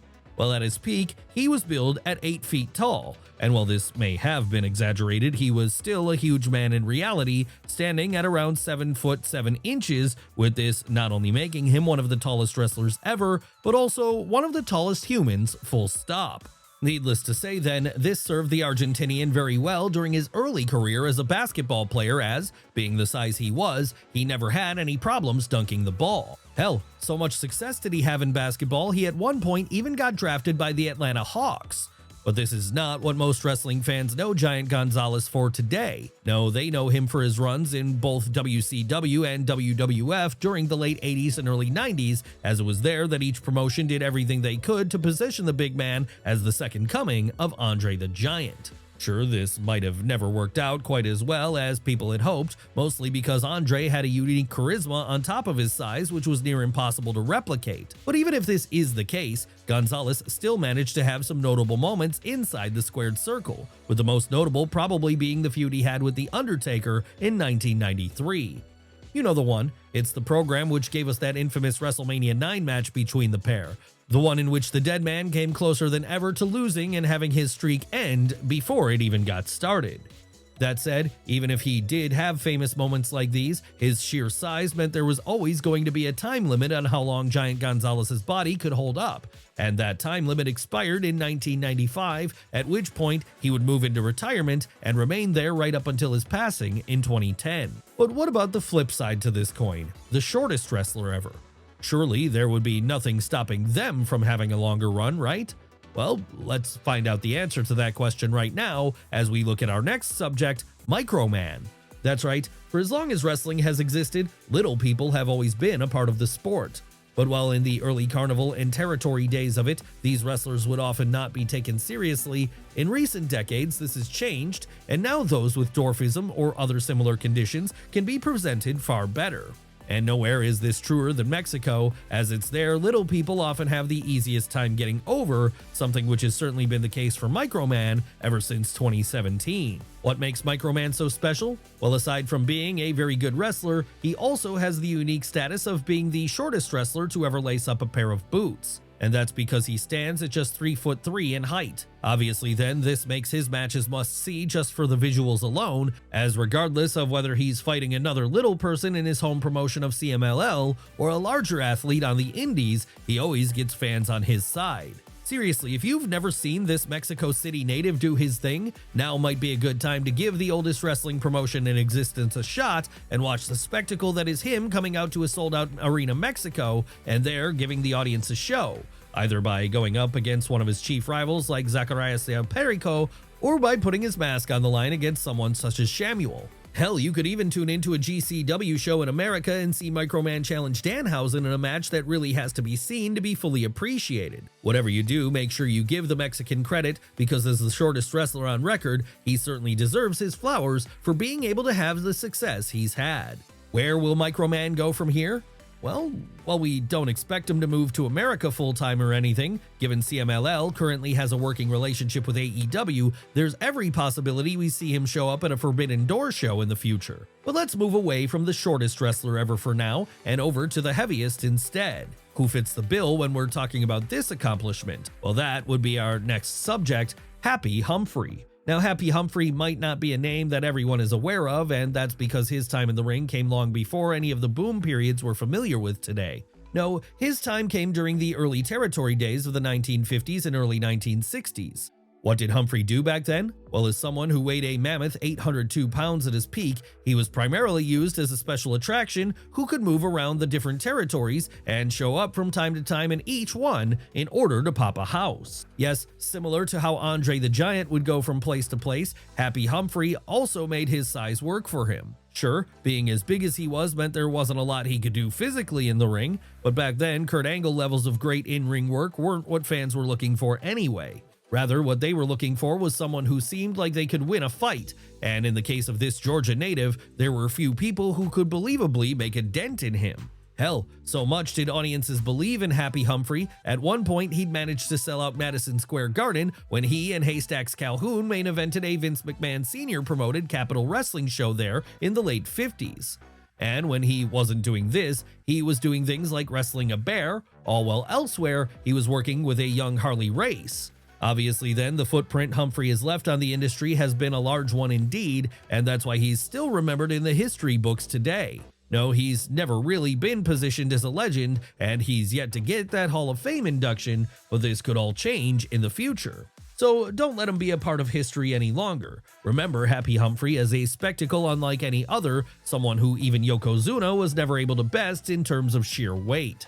And remember that even after he retired, he was able to find further notoriety as a Guinness Book of World Records holder, though not for the feat you're thinking of. No, rather than holding the official record for largest wrestler, Humphrey is actually in that book for having the most dramatic example of weight loss, with him at one point dropping 570 pounds and reaching an altogether healthier 232 pounds during his later years. Quite an achievement, but while wrestling at that size and then dropping all that weight is certainly impressive, what's arguably even more impressive is wrestling with 1 foot. And that's what the situation was for our next unique subject, the one, the only, Kerry Von Erich. Of course, Kerry Von Erich didn't always wrestle with 1 foot. No, during his early days, he had all his extremities in place. And this, combined with his good looks, his superstar aura, and his excellent in-ring skills, made him a massive star in Dallas during the mid-80s. Hell, alongside his brothers, he was able to turn his father's promotion, World Class Championship Wrestling, into one of the hottest territories out there for a while, as the Von Erich kids' regular battles against the Fabulous Freebirds became appointment viewing for anyone in the area. But as anyone familiar with the curse of the Von Erichs clan will know, or as anyone who's seen the Iron Claw will be all too aware, tragedy would strike for Kerry in June of 1986, as that was when he was involved in a pretty serious motorcycle accident. One so serious it would leave him being forced to have his foot amputated. Still though, he wouldn't let this end his career or anything. No, keeping the incident quiet from everyone except his nearest and dearest, the Dallas native would simply strap on a prosthetic and hide it underneath his boot as he continued to wrestle for several years at a high level. Such a high level, in fact, he'd managed to live up to the man who'd only a couple of years previously been the NWA World's Champion. Unfortunately, though, working with 1 foot came at a price for Kerry, and that price was a painkiller addiction that he developed as he constantly found himself having to numb himself not only from the physical pain he was in, but also from the emotional pain he was suffering from following the passing of his brothers David, Mike, and Chris. And that meant by the time he was working for Vince McMahon's WWF, he was a shell of the performer he'd once been. But even then, he'd still managed to perform to high enough a level where he'd win the Intercontinental title at one point, with this being his last great achievement in the ring before his own untimely passing in 1993 at just 33 years old. That's right, it was a sad end to the story of Kerry Von Erich, but then there was a sad ending for all of the Von Erichs not named Kevin. We guess that's just how things go sometimes. And while he did go far too young, the Texas Tornado has to rank as one of the best examples of a disabled performer achieving more than anyone could have ever imagined. Seriously, his story has in many ways served as an inspiration for others with similar disabilities over the years who have since gone on to enter the ring themselves. And one of those people would be our next subject as it happens, the man who goes by the name of Zach Gowen, the WWE wrestler who had 1 leg. Now, if you were a fan of WWE during the early days of the Ruthless Aggression era, then you no doubt remember this one. After all, Zach's story was certainly one which was hard to forget. Yes, Gowen was forced to have his left leg amputated when he was just 8 years old. Obviously then, you would think that any dreams he had of becoming a wrestler would be over by this point. But refusing to let his situation hold him back, Zach started training a few years later anyway once he'd finally come of age. And while it was a lot more difficult for him to do things on account of his situation, he was able to commit to the entire endeavor enough that by the time 2003 came around, he'd find himself on the radar of WWE. Of course, as it turned out, it was actually a different one-legged wrestler the company were interested in at the time, something which then Head of Talent Relations John Laurinaitis was evidently unaware of when he signed Gowen up to a contract. But even if an error had been made here, WWE decided to just go with it once the Michigan native reported for duty soon thereafter, as they immediately saw in him someone who had an unquenchable desire to succeed. How would this fare for Zach's future? Pretty well in the short term, because almost immediately after being introduced to audiences, he'd find himself in a notable on-screen program with none other than Vince McMahon himself. That's right, mere weeks into his WWE run, the one-legged star would be doing things like teaming up with Stephanie McMahon to take on the boss's handpicked surrogate, The Big Show. And all the while he was doing this, he was managing to maximize his minutes by wowing audiences with his wrestling which involved him foregoing the use of a prosthetic and simply hopping around the ring on 1 leg. That said, as time went on and it became clear that there was going to be a ceiling on what Zach Gowen was going to achieve in WWE, that initial spark of interest in him started to wane, and this would lead to him gradually disappearing from TV altogether. But even if his run in WWE was over at this point, he'd still be able to wrestle for many years yet, with him from there moving over to places like TNA, Ring of Honor, and the Insane Clown Posse's Juggalo Championship Wrestling.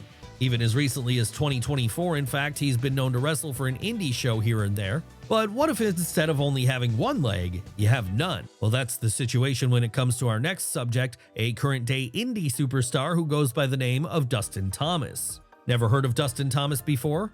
Well, that may be because, outside of one cameo appearance he had at AEW's inaugural pay-per-view Double or Nothing in 2019 when he appeared in the Casino Battle Royal, he's never had a chance to shine on a large stage. No, ever since he got his start in the ring earlier that same year, the Denver native has very much been a fixture of the indies. But this hasn't stopped him from making a name for himself there, as unlike any other wrestler we can think of, he has no legs, with this being a reality he's been living with ever since they were amputated when he was just 3 years old. Needless to say then, despite growing up a wrestling fan, the idea that Dustin could ever become a performer himself seemed like a complete fantasy for a long time. After all, if one-legged wrestlers like Zach Gowen had such a hard time, then it was going to be twice as hard for Thomas to do anything. But so committed was he to making his dream happen, he'd persevere. And this would lead to a situation where in April of 2019, he'd find himself getting booked for a Game Changer wrestling show where he took on Tony Deppen in a match that got a lot of buzz online after the fact. And not just because it was such a unique sight to see either. No, despite his obvious limitations, Dustin Thomas proved here that he had a lot of athletic skill, with his version of the 619, dubbed the Nub 19, gaining particular acclaim from fans watching the show. And that would lead to him continuing to come back for further GCW appearances as the months and years went on. Hell, as it stands today, he's even got a couple of victories over opponents like KTB and Joey Janela to his name, meaning the future looks bright for this relative rookie. Will this eventually lead to him returning to AEW or getting a WWE contract one day? Anything's possible. All he has to do is keep improving at his craft, because he's already proven that having no legs is not something he's going to let hinder him. No, if he has his way, he'll be on television before long, and there showing the world exactly why he deserves the spot. Who knows? Maybe he'll even get to mix it up with our next subject, a current-day All-Elite alumni who wrestles at a high level despite being a Type 1 diabetic. Who are we talking about here? Why, Kyle O'Reilly, of course. Now, on the face of things, being a diabetic might not seem like it would be too much of a hindrance to someone living their daily life so long as they take care of themselves. But when you're talking about being a high-level athlete, then things definitely get a little bit more complicated. After all, the training regimen required to be a wrestler alone is going to be made exponentially more difficult when you're also worrying about your insulin levels at all times. And that's why it's so impressive that Kyle O'Reilly has been able to achieve so much, as he's been dealing with this condition ever since he was a young child. But then, when you're as dedicated as he is, this was never going to be an issue.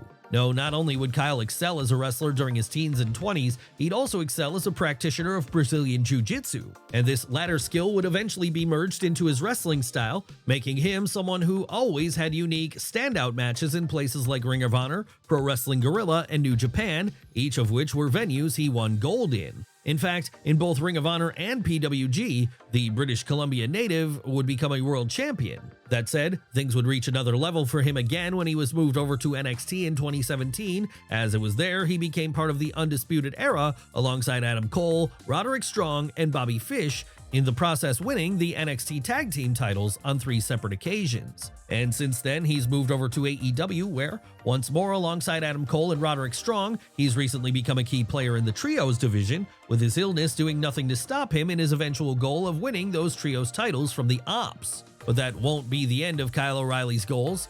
No, we fully expect that once he's dethroned Samoa Joe and company, he'll be all about getting some singles gold too, perhaps even that TNT title his stablemate Adam Cole is currently in possession of. That's right, diabetes or no diabetes, Kyle O'Reilly's future looks bright as he's just too good to be held down by a condition like this. And he's not the only alumni of NXT who's too good to be held down by something that would hold most back. No, we could say the exact same thing about our next subject, Miles Bourne, someone who's making quite a name for himself in NXT, despite being partially deaf. That's right, if you're an NXT fan, then you'll likely be aware of this one because, while it's never been fully acknowledged on screen as of yet, there have been plenty of references made by Miles and his No Quarter Catch crew stablemates to this over the last couple of years. But while you'd think that being almost fully deaf, something which occurred as a result of persistent pulmonary hypertension the Wilmington native had as an infant, would be a hindrance on his ability to perform in the ring, he's already shown this is not the case. No, even if he struggles to hear what's going on around him, including instructions from his opponents mid-match, Miles has been able to lip read ever since he was a child, meaning he's able to communicate in the ring in this way. And this has allowed him to get to the point where, now, only a few years into his career, he's already one of the brightest prospects on the NXT roster. Seriously, if we were looking at the stars of tomorrow who are currently learning their craft at the CWC, he'd be high up on the list of people we expect great things from. And that's because his work in the NQCC has been nothing short of excellent, especially when you take into account the fact that he's having to do all of this without being able to hear anything. Does this mean the main roster is in Miles' future? Almost certainly. And once there, we can expect him to show audiences watching Raw or SmackDown why being deaf is in no way a hindrance to him doing his thing. The only question is, how high will he rise? Could we be looking at a future Intercontinental Champion here, or even a future WWE Champion? Anything is possible. And if he does win the big one at some point, we're pretty sure this will put him in the history books as the first deaf wrestler to call themselves the top dog in WWE. Of course, that's all in the future though. In the meantime, we're only too happy to watch Bourne continue to improve in NXT, all while he's making the odd excursion here and there to places like TNA or GCW, the latter of which allowed him to take on New Japan's Royce Isaacs at Josh Barnett's Bloodsport show on WrestleMania weekend this year. Yes, there's still a lot for this rookie to learn, and getting to go to other companies where he can pick up different ways of doing things is only going to make him a more rounded performer in the long run. Who knows? Maybe these indie showings will one day even allow him to step into the ring with our next subject, someone who is also missing a key sense, albeit a different one. Who are we talking about this time? Who else but Crazy Steve, the wrestler who is legally blind? Yes, the first thing you might be asking yourself here is, how does someone who is blind manage to wrestle? Well, we're not sure. No, whatever magic Crazy Steve works in places like TNA and AAA, it's beyond us. Sure, he may not be completely without sight. No, like with other wrestlers who have had bad vision, such as Stan Hansen, the Ontario native can see a little. But with him being legally blind, what he can see for the most part is little more than shapes with no definition to them. Really, it's something of a miracle he's able to perform at all with this in mind, let alone to the high level he does, as whether it's in the States or in Mexico, Crazy Steve has long been a highlight of any roster he's been a part of. And that's exactly why, over the course of his run with Impact Wrestling, he's managed to not only become a key member of stables like the Menagerie and Decay, but also a one-time digital media champion and a one-time TNA Tag Team champion alongside Abyss. Will this ever lead to him getting a shot at one of the big leagues? Well, with him currently being a member of the AAA roster, and with that promotion just recently having been purchased by WWE, it means he's now technically a member of World Wrestling Entertainment too. The only question left then is, will Steve be able to make it over to Raw or SmackDown at some point, or even NXT? And if he does manage to do this, will his impaired vision be a hindrance to him in any way? If his prior career is anything to go by, it won't. And we say that with confidence because he's already had so much success, there's no reason to think things will slow down for him now. But even if he does remain in Mexico for the time being, Crazy Steve will continue to be one of the highlights of the AAA roster, with his work there in the tag team division allowing him to show that having a disability doesn't mean you have to cut your dreams short. But is Crazy Steve more unique than our next subject? Well, let's take a look at him then, the performer who gets in the ring despite having cerebral palsy, Gregory Iron.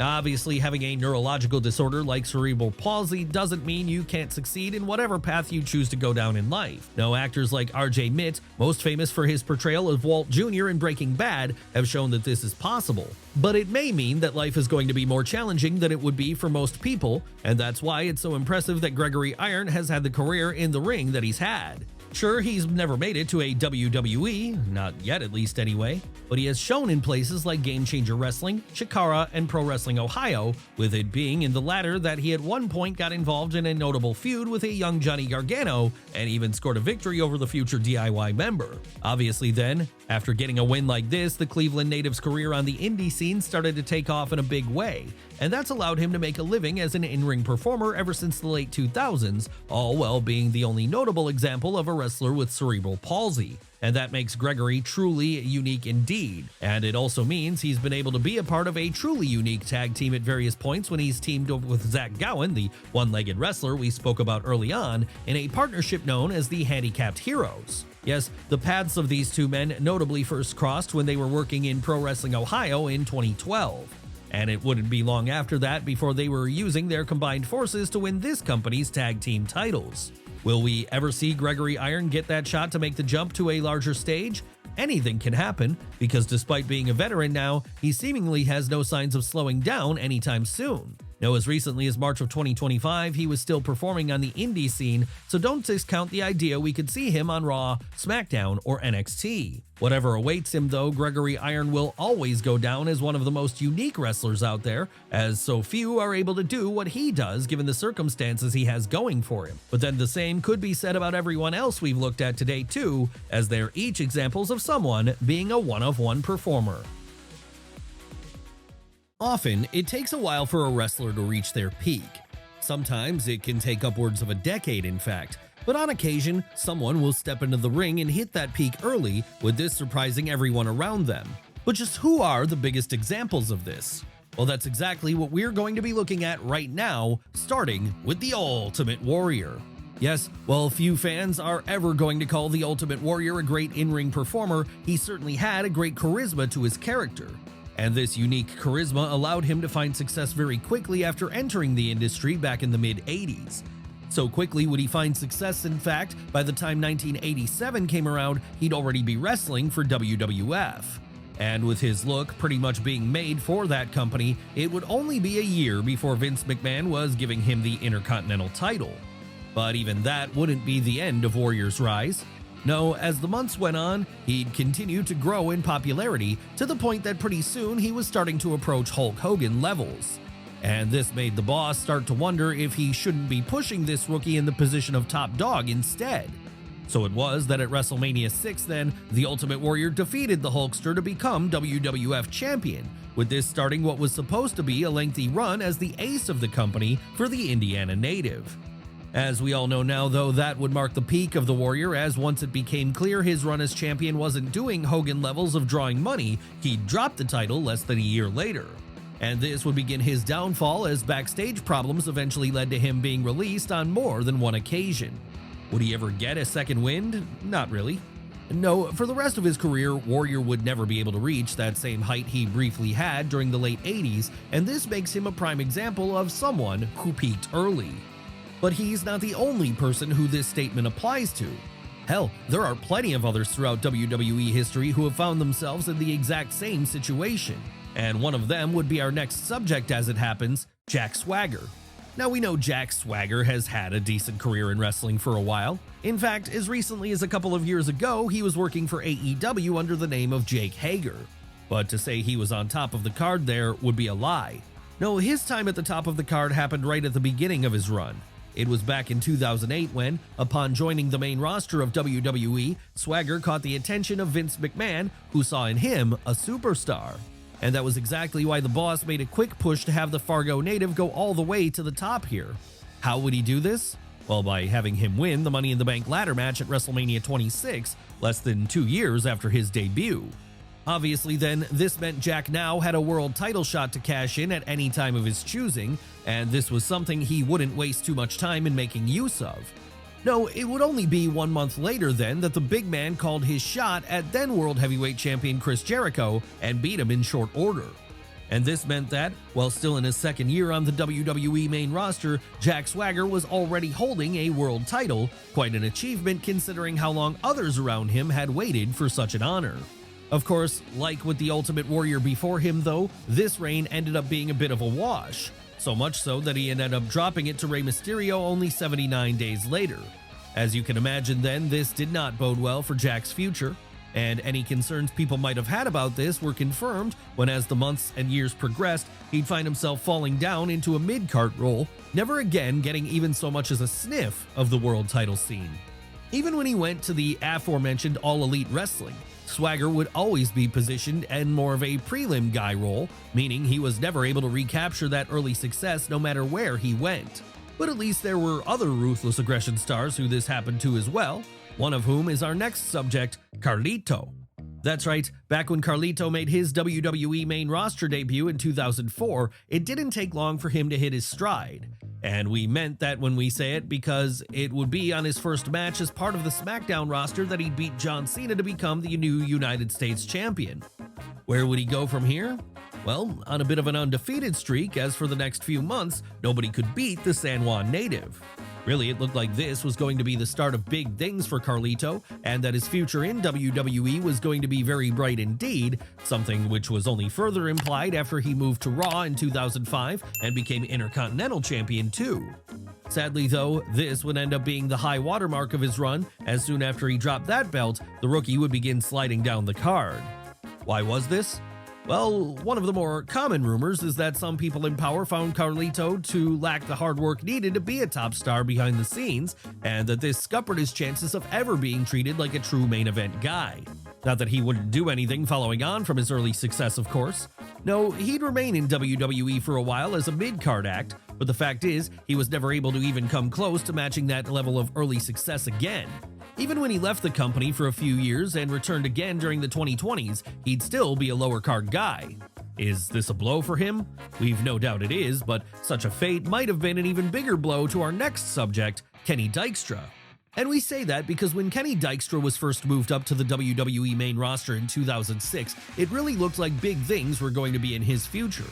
Sure, the gimmick he had back then, 1/5 of the male cheerleader group, the Spirit Squad, wasn't exactly one which was going to turn him into a star on its own or anything, but the belief was that, with him appearing to be the most talented member of that stable, this was just going to be a foot in the door to greater things down the line. Hell, for all of the comedy nature of the Spirit Squad, Kenny would actually become a one-time World Tag Team Champion while he was a part of that group, with this marking his first title win in WWE. Unfortunately though, it would also be his last, because once the stable disbanded later that year and Dykstra was pushed into the singles division, something about him just stopped clicking. What was the problem here exactly? It's hard to say, but it was clear that the Massachusetts native as a solo act just didn't work the way Vince McMahon had hoped it might. And so because of this, he'd quickly find himself falling down the card as he failed to recapture any of that early success. Seriously, so bad would things get that by the time 2008 came, he'd be gone from WWE altogether, with this forcing him to spend much of his career which followed on the indie circuit. And that would put him in the same category as our next subject, another ruthless aggression-era tag team act who peaked early, one who goes by the name of Rene Dupree. Yes, it's long been a trivia note amongst wrestling fans that if we don't count Nicholas, the young child who won the Raw Tag Team titles with Braun Strowman at WrestleMania 34, then Rene Dupree is the youngest WWE champion on record, because as part of La Resistance with Sylvain Grenier, he'd win the World Tag Team titles back in 2003 when he was still just 19. Needless to say then, at this time, this felt like a big stamp of approval for the New Brunswick native from his bosses, and it made everyone assume that the main event scene was going to be in his future. But this was not the way things would work out in the end. No, despite winning gold earlier than anyone else had, Dupree was never able to translate this into further success, particularly when he was pushed as a singles act starting in 2004. Why was that? Well, like with Kenny Dykstra, there was something which just never clicked about Rene as a solo performer, and this led to him eventually leaving WWE altogether in 2007. Sure, this might have been disappointing for him given how hard he started out, but at least Rene Dupree will always have that early success to his name. And this is something no one will ever be able to take away from him, at least not until someone younger wins a title. Of course, it's not just the men who can reach their peaks early though. No, sometimes the women of the wrestling world can do this too. And if you want a prime example of that being the case, you only need to look towards our next subject, Kelly Kelly. Yes, let's travel back to 2006 for a moment.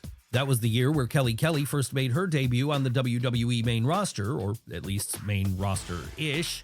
You see, back then the Jacksonville native would be a mainstay of WWE CW. That said, despite being on a third-tier show, Barbie Blank would prove to be such a hit with fans at the time, it wouldn't take long for her to move over to Raw and SmackDown instead. And it was there she would find even greater success, despite only just being old enough to legally drink at this point. Sure, a big part of what made her popular amongst fans was her looks and her early gimmick of being an exhibitionist. But this was something she was able to take advantage of to the point that before long, she'd be winning the Divas title. And once she'd done this, Kelly Kelly was a made woman as far as her spot in the women's division was concerned. Or at least she was until she wasn't. And we say that because it would all change for her by the time the early 2010s came around, with this being the point she'd disappear from WWE altogether.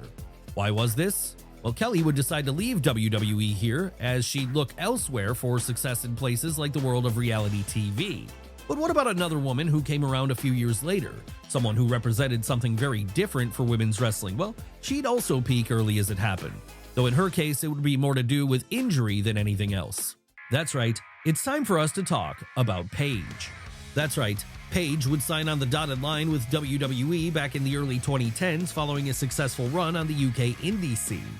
But with her still being incredibly young at this point, not even 20 years old yet, there were some concerns about whether or not it was a little bit too much too soon for her. In the end, though, any doubters that the Englishwoman had would be proven wrong when, mere months into her runs in both Florida Championship Wrestling and NXT, she showed herself to be light years ahead of most of the other ladies around her. And this led to her pretty quickly changing the game for what the women could do. So much would she change things, in fact, her series against Emma during the early days of the Black and Gold brand is now widely considered to represent the first sparks of the women's revolution. And with this acclaim came title success not just in NXT, where she became the inaugural women's champion in 2013, but also on the main roster where she'd win the Divas title from AJ Lee on her first night there in April of 2014. And to make matters even more impressive, when she achieved this latter feat, she was still only 21 years old. That said, while this might have seemed like the start of a lengthy career on top for Paige, a neck injury would cut things short just 4 years later, forcing her into early retirement. And sure, while she would eventually return in AEW in 2022 as Saraya, initially to much fanfare, her run there was not anywhere near as successful as her run in WWE had been. And while this means she peaked early, it also means she was a trailblazer in many ways, one all women wrestling today should be thankful for. But let's move away now from the stars of the PG era and onto stars of a prior time instead, specifically the Attitude Era. After all, it's there we find our next subject, a man who would at one point feel like he had the world at his feet early on in his run, Test. Seriously, well, it's gone forgotten now. Back during the turn of the millennium period, Test looked like he was going to be a huge breakout star in WWF. Come on now, this was a man who, only a year into his run, was booked to be the on-screen fiancé of Stephanie McMahon. As we all know now, this never worked out, and after this, Test never managed to make it to the main event. Sure, he would still have a role on the show going forward, but it would be a role which saw him fill much more of a mid-card spot during feuds against the likes of Scott Steiner and Edge. Could things have still turned around for Test by the time the Ruthless Aggression era was dawning? Sure, there was still every possibility of him once more reaching those early levels of success he'd found and finally becoming a world title contender in the process. But alas, no matter how hard he tried, things would not work out that way. No, instead of reaching his full potential, the Ontario native would only see himself falling further and further down the card to the point that come 2004, he'd be gone from WWE entirely. Where would he go from there? Well, spells in places like TNA, as well as a brief return to WWE in 2006 would be in the Canadian's future. But even when he got that WWE return, he'd be sequestered away on the dreaded WWECW brand. So it wasn't like he was ever going to reach the same heights as he'd reached in 1999. No, by this point, those days were sadly over for Test. And that's the way things would remain for him up until the point he sadly passed away in 2009 at just 33 years old. And Andrew Martin is unfortunately far from the only wrestler who has died before their time, meaning they never got to reach the same peaks they had during their early days. In fact, another prime example of this can be found in our next subject, the one, the only, the Big Boss Man. Yes, well, it might have seemed like the Big Boss Man had a lengthy career, mostly on account of him being a part of the two biggest boom periods in WWE history. He was actually pretty young when all this happened. In fact, when his initial run during the Golden Era was reaching its peak, a peak which saw him at various points both feud with and cozy up to Hulk Hogan, he was still in his mid-20s. Obviously then, this could have been way too much way too soon for many people in his position, but Ray Traylor was able to manage the situation fine, so much so that after his first run ended, he spent a few years in WCW, all before then returning for the Attitude Era. Even when this happened though, while he might have come across like an old legend in comparison to some members of the roster, he was still only in his mid-30s. To give it some context, he was only 1 year older than Stone Cold Steve Austin. And that meant he still had a lot of gas in the tank as the turn of the millennium dawned, enough to where he'd be able to completely reinvent his character into that of a more sadistic heel. What happened to the Boss Man after this? Well, that was when things started to move in a downwards trajectory. That's right, after reaching such heights so early on in his career, the second half of the Georgia native's run simply couldn't match up. And that's because this period would see him mill away in the undercard of the WWE system. Sure, he still had a purpose in putting other, younger talent over, but considering that he wasn't that old himself, that has to be seen as a step down overall. Come on now, just think about a top-level wrestler today around the 40 years old mark and imagine them being used this way. We're talking about names like Cody Rhodes and Roman Reigns here. Hell, by that logic, someone like CM Punk would be well and truly over the hill. Obviously, this isn't the case though, but back then it was, and that meant Ray Traylor's final years saw him do little of relevance at all. And we say final years because it would be in 2004 that he'd sadly pass away at just 41. At least when we talk about our next subject then, they're still alive and well today, though they're also a case of someone who peaked early. Who are we talking about here? Why, X-Pac, of course. Yes, it doesn't matter if it's his early years in WWF as the 1-2-3 Kid, or his subsequent run in WCW as 6, or perhaps his most notable run in Attitude Era WWF as X-Pac. This Minneapolis native was a constant fixture of 90s wrestling. Someone who, while he wasn't always appreciated, was always one of the best performers on any given show. What might seem crazy to think about now, though, is that most of his success happened while he was still incredibly young, in his 20s in fact. That's right, if you look at all three of those eras of Waltman's career we mentioned a moment ago, they all took place before his 30th birthday. Hell, by the time he reached 30, we were entering the Ruthless Aggression era, and that was where things started to go off the rails for the Clique member, because it was here his career definitely waned. Not that he was bad or anything from this point onwards, of course.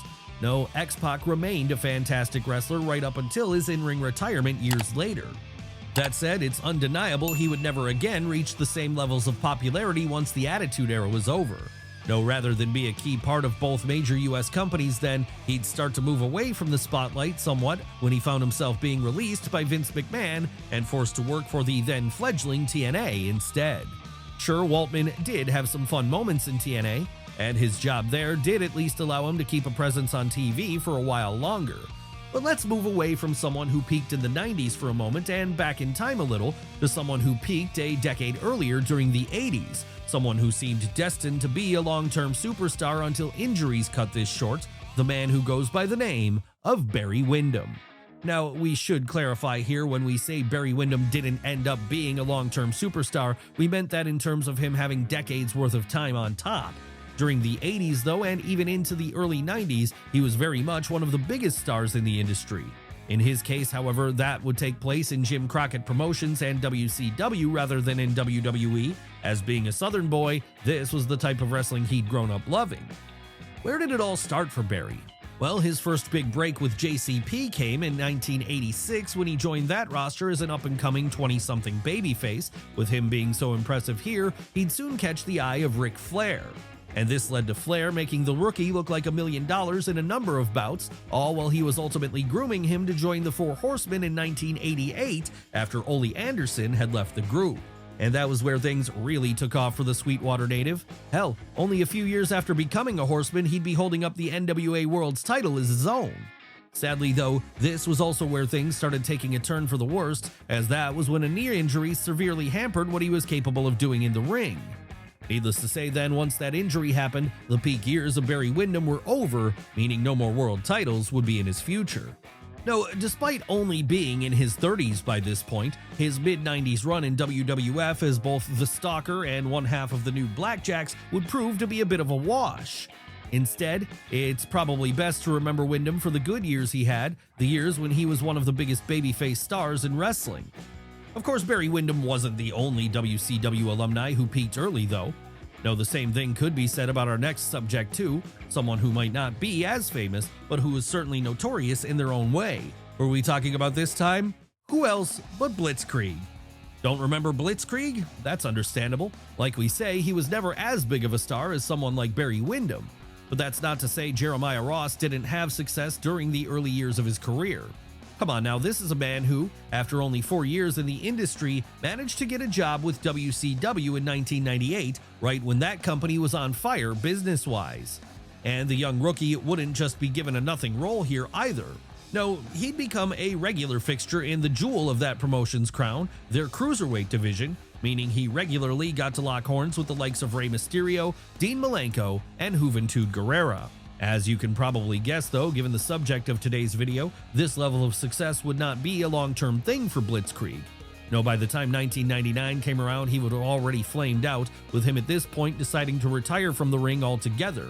And that meant he wouldn't be around to make the jump over to WWF when that promotion bought out WCW in 2001. Could he have been more if he'd hung around for longer? It's hard to say, as there were so many talented cruiserweights back then. But there's every chance he could have at very least got a nice spot on SmackDown during the early days of the Ruthless Aggression era, there doing battles with performers such as Jamie Noble and Tajiri. Hell, he might have even been able to cross paths with our next subject at some point if the timing had been right, a Ruthless Aggression era guy who rose high quickly and then fell low just as quickly again, Maven. Yeah, we all remember Maven, don't we? The winner of the male side of the bracket during the first season of Tough Enough back in 2001. As you can imagine then, getting a fast track to WWE via a game show rubbed a lot of other wrestlers the wrong way, as they had to claw and scratch their way there, often through years of working for hot dogs and handshakes on the indie circuit. But this only motivated the Tennessee native to go that much further in proving he belonged in the spot he did, something he set about doing after debuting on SmackDown later that same year. Sure, he'd never reached the level of a Shawn Michaels or anything, but then no one was expecting this much from a rookie. No, what they were expecting him to do was to take to the craft as quickly as possible. And that was something he did a great job of, so great that come 2002, he'd already be creating notable moments such as eliminating The Undertaker from the Royal Rumble and becoming a hardcore champion for a brief period. Would this be the start of something special for Maven? No, unfortunately, as despite getting to challenge Triple H for the World Heavyweight title on an episode of Raw in early 2003, he'd then almost immediately start sinking back down into a lower mid-card role. And that's exactly where the Tough Enough winner would remain for the rest of his time in WWE. That's right, after all the fanfare of his initial debut had died down, and it was apparent he was still someone who was pretty inexperienced as a wrestler overall, Maven Huffman was positioned in a role more befitting his skill level at the time, a role which it was hoped would allow him to grow at a more natural pace. Except he never ended up growing to be a top-level guy, because it would be in 2005 that he'd be released from his contract. And despite being offered an opportunity to return again in 2008, by that point the Tennessee native was already making too much money in his other ventures, like working at the Home Shopping Network, so he declined this offer. That's right, come the mid-2000s, Maven would have moved on from wrestling, meaning he's absolutely a case of someone who peaked early. Hell, we wouldn't really hear much from him again as wrestling fans all the way up until 2023, when he started his awesome YouTube channel. Thankfully then, this channel has given us all a chance to remember how much fun it was watching him during his peak years, just as it was fun watching everyone we've talked about today peak early. The Great White North of Canada has given the wrestling world a lot of great performers over the years. Hell, you could argue it's given us just as many, if not more, than places like the UK and Mexico. But who are the best to ever come from that part of the world? Well, that's exactly what we are going to be looking at right now, starting with Bret Hitman Hart. Yes, if you were to list the greatest wrestlers to ever do it, then Bret Hart would be very near the top of that list. And the reason he'd rank so highly is because he quite simply was the best there is, the best there was, and the best there ever will be back when he was an active performer during the 80s and 90s. Seriously, never has a nickname ever been more apt than the one he gave himself, as it perfectly summed up what he represented. Of course, this rightfully made him a hero to Canadian fans everywhere then, as hailing from Calgary, he was the pride of that province, someone so good he even stood out from the rest of the Hart clan. And that's saying something, because this is the clan which was led by the true Canadian wrestling royalty and the legendary Stu Hart. Just look at his resume, a resume which includes not only 7 world titles and multiple Hall of Fame inductions, but also a short list of matches which could be considered amongst the best of all time. We are talking about his WrestleMania 13 bout against Steve Austin, his King of the Ring showdown with Mr. Perfect, or his WrestleMania 10 Mat Classic with someone we'll get to in a moment. All of this is to say that it's hard not to think of Bret Hart as being one of the greatest wrestlers to ever come out of Canada. And it's hard not to be sad that his career would ultimately be cut short. But while this is sad, at least we got to have him for as long as we did, and at least he's still able to live a happy and mostly healthy life today, where he's taken on the role of wrestling's greatest curmudgeon, someone known for 2 things: talking about how great he was and hating Bill Goldberg. But what about the person he fought at WrestleMania 10 in that all-time classic we alluded to a moment ago? Don't they deserve a spot in this video too? Why, yes they do, and that's why our next subject is none other than Owen Hart. That's right, as the younger brother of not only Bret Hart, but also Smith, Bruce, Keith, Dean, and Ross Hart, it was never going to be easy for Owen to stand out from the pack. But luckily, he was able to do this because early on, while growing up in Calgary at the Hart family compound, he'd prove himself to be something of a prodigy. Seriously, during those early days learning under his father in the infamous dungeon, he'd take to the ring like a duck to water. And this development only went faster once he started working for his father's promotion, Stampede Wrestling. Of course, his real breakout moment came during the early 90s though, when he headed down to America to wrestle for WWF, as that was where he got noticed by a bigger audience. And this audience would be wowed by what they were seeing from young Owen back then, as his high-flying antics were pretty groundbreaking for the time, and unlike what most fans had seen before. Would they lead to much success for him? Yes, they would, as by the time 1994 rolled around, he'd be breaking out as a singles act in a fantastic feud with his older brother over the WWF title.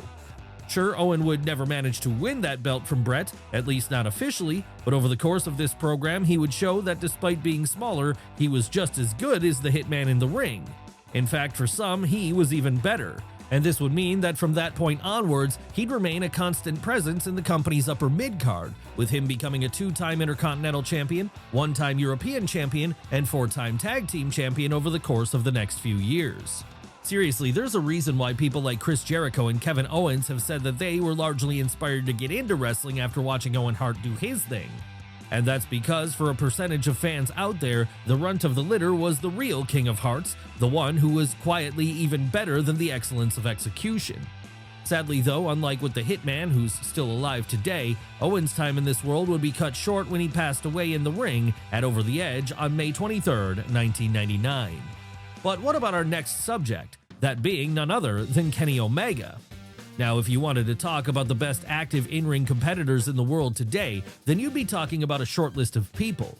And arguably, nobody is better than the best bout machine himself once the bell rings. Why is this? Well, because over the course of his 2-decade-plus long career, he's been raising the bar for what great wrestling can be, with many of his matches against the likes of Kazuchika Okada, Bryan Danielson, and Will Ospreay ranking amongst the greatest of this era. Obviously then, with him being a native of Winnipeg, this has made him a favorite of Canadian fans, as he is very much one of theirs. Even today, in fact, as his career begins to wind down, he's still putting out great matches on a regular basis. But then having a match of the year contender is old hat for Kenny at this point, as whether it's in New Japan or AEW, it's rare that he's ever not stolen the show. And that's not the only reason he ranks as one of the best to ever come out of the Great White North. No, there's also the impact he's had on the industry as a whole by being one of the founding fathers of AEW. Yes, because of the combined efforts of him and others, there is now another place to make a living as a wrestler in this era. And this has only been a good thing for the industry as it continues to get better. And with him being the AEW International Champion as of the time of this video's recording, we expect to see him go hard for a while yet. Of course, he's not the only great wrestler to come out of Winnipeg over the years though. No, as it happens, the same thing could be said about our next subject too. That's right, it's time to talk about Chris Jericho. Come on now, when we're talking about great Canadian wrestlers, there was no way we were ever not going to talk about Chris Jericho. After all, you could argue that he's the most recognizable star to come out of Canada since Bret Hart at this point.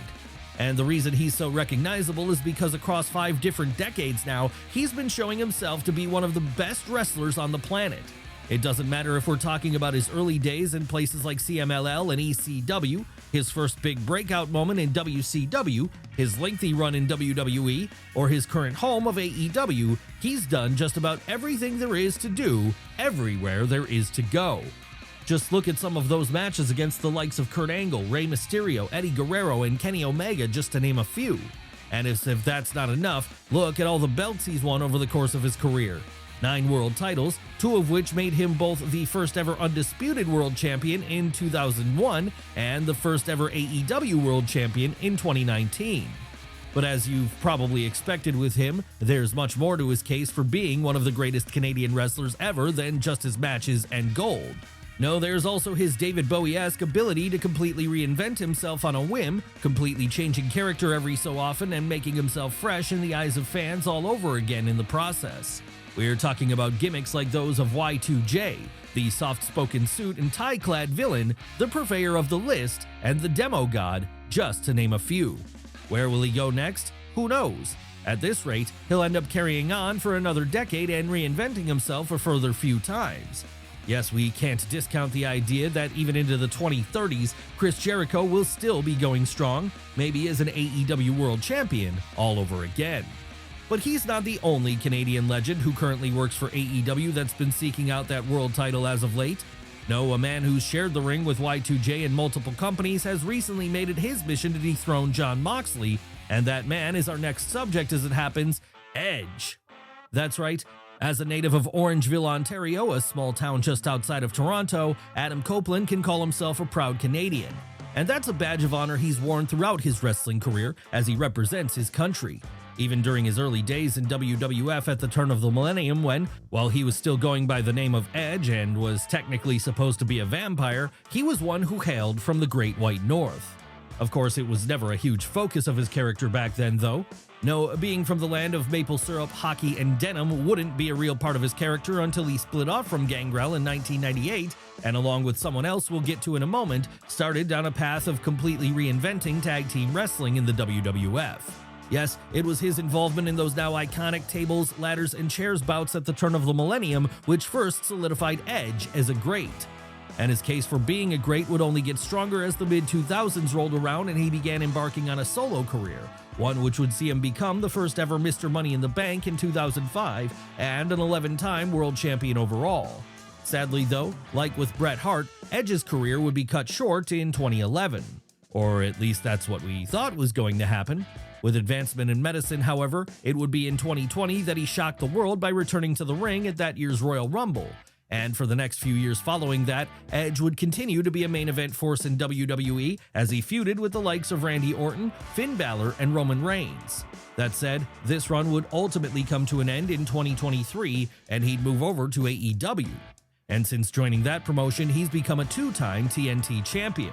Will he ever get that elusive world title win in Jacksonville? We'll have to wait and see. But even if Adam Copeland never wins the world title in AEW, he'll still be one of their top stars, as he's just that much of a legend at this point. Is he as much of a legend as our next subject, though? His real-life best friend and the former tag team partner we alluded to earlier? Well, let's find out right now as we look at the story of Christian. Yes, like with Edge, Christian was born just outside of Toronto, in his case, in Kitchener, Ontario. And after becoming a school friend to Edge as a young man, the pair would find a shared love in wrestling and decide to try and make a career out of it together. Obviously then this would be successful as both are now legends of the industry. For Christian though, his path would be a little different, as after their run as a tag team together came to an end, his attempt to branch out as a solo act in WWE wouldn't find the same level of success. Why was this? Well, Vince McMahon just never saw a star in him. And looking to prove his boss wrong then, Cage would go over to TNA for a while, where he there truly broke out as a solo act for the first time by becoming a two-time NWA World Champion.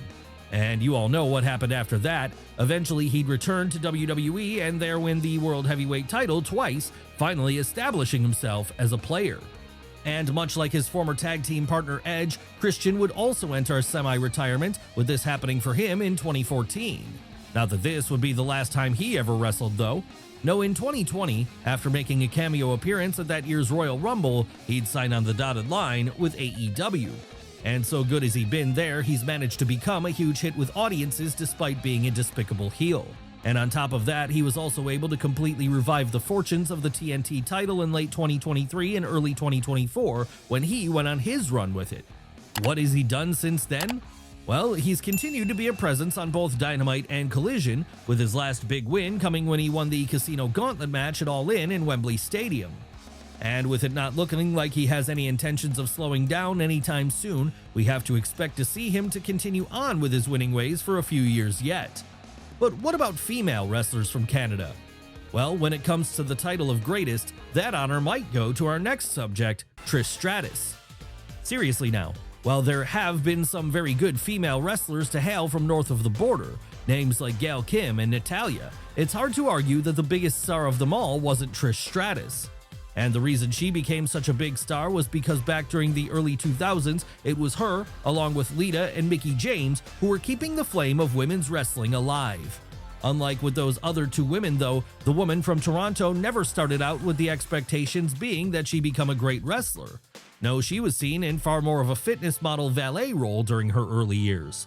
But unwilling to just be eye candy, she insisted on improving her craft in the ring to the point that, by the time her full-time run in WWE was over, she'd be a 7-time women's champion. And not just a 7-time champion either. No, come the mid-2000s, Trish would be a bona fide legend and someone who many considered to be the greatest women's wrestler in the history of WWE. Obviously then, with such a hefty legacy, Stratus was content to head into retirement for good here and rest on the laurels of a reputation she'd built for herself, right? Well, no. Rather, she's continuing to make periodic returns to the ring over the years to face off against more modern stars like Becky Lynch and Charlotte Flair. Even in 2025, in fact, she's still showing us all what she can do as an ally to Tiffany Stratton, and in doing that, she's proving she's just as good as she ever was in the ring, despite the fact that she's now 49 years old. That's right, Trish has aged like a fine wine. But then what else would you expect from the woman who gave us such classic feuds as the ones she had with Mickie James and Lita, and who also broke down so many barriers for what a woman could do in Ruthless Aggression era WWE? Hell, it was all of these achievements and more which led to her being inducted into the WWE Hall of Fame in 2013. Needless to say then, this has made her a very popular figure in Canada, the place she still calls her home after all these years, and it will continue to make her a legend of that country, as we don't see any other Canadian women coming up who are looking like they're going to be taking her spot of GOAT anytime soon. But let's move away from the ladies for a moment and back over to the guys again, as it's there we find our next subject, someone who, at least in kayfabe, comes from a very different part of the world than the Great White North. But don't let the kilt fool you, because the truth is our next subject, Rowdy Roddy Piper, is actually a very proud Canadian. Yes, many fans may have thought Roddy Piper was actually from Scotland, but the truth is, unlike Drew McIntyre or Joe Hendry, Piper never hailed from the land of Caledonia. Rather, he was from Saskatoon, Saskatchewan. So why was his gimmick that of a Scotsman then?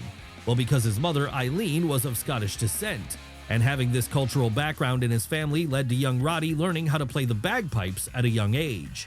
So when he started wrestling and was looking for a gimmick, he decided to bring his bagpipes to a show so he could play himself out to the ring. And this led to the ring announcer there referring to him as Roddy the Piper. Obviously then this stuck because soon he'd just be Roddy Piper.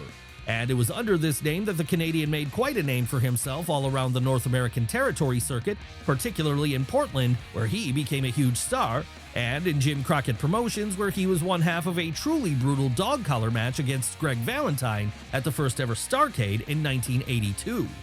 Of course, for as great as he was in those places though, what people probably remember Piper for best today is his time in WWF during the 80s, where after entering into a feud with Hulk Hogan, he'd be involved in the main event of the inaugural WrestleMania in 1985. And this makes him an essential element of that first ever boom period in the WWF happening.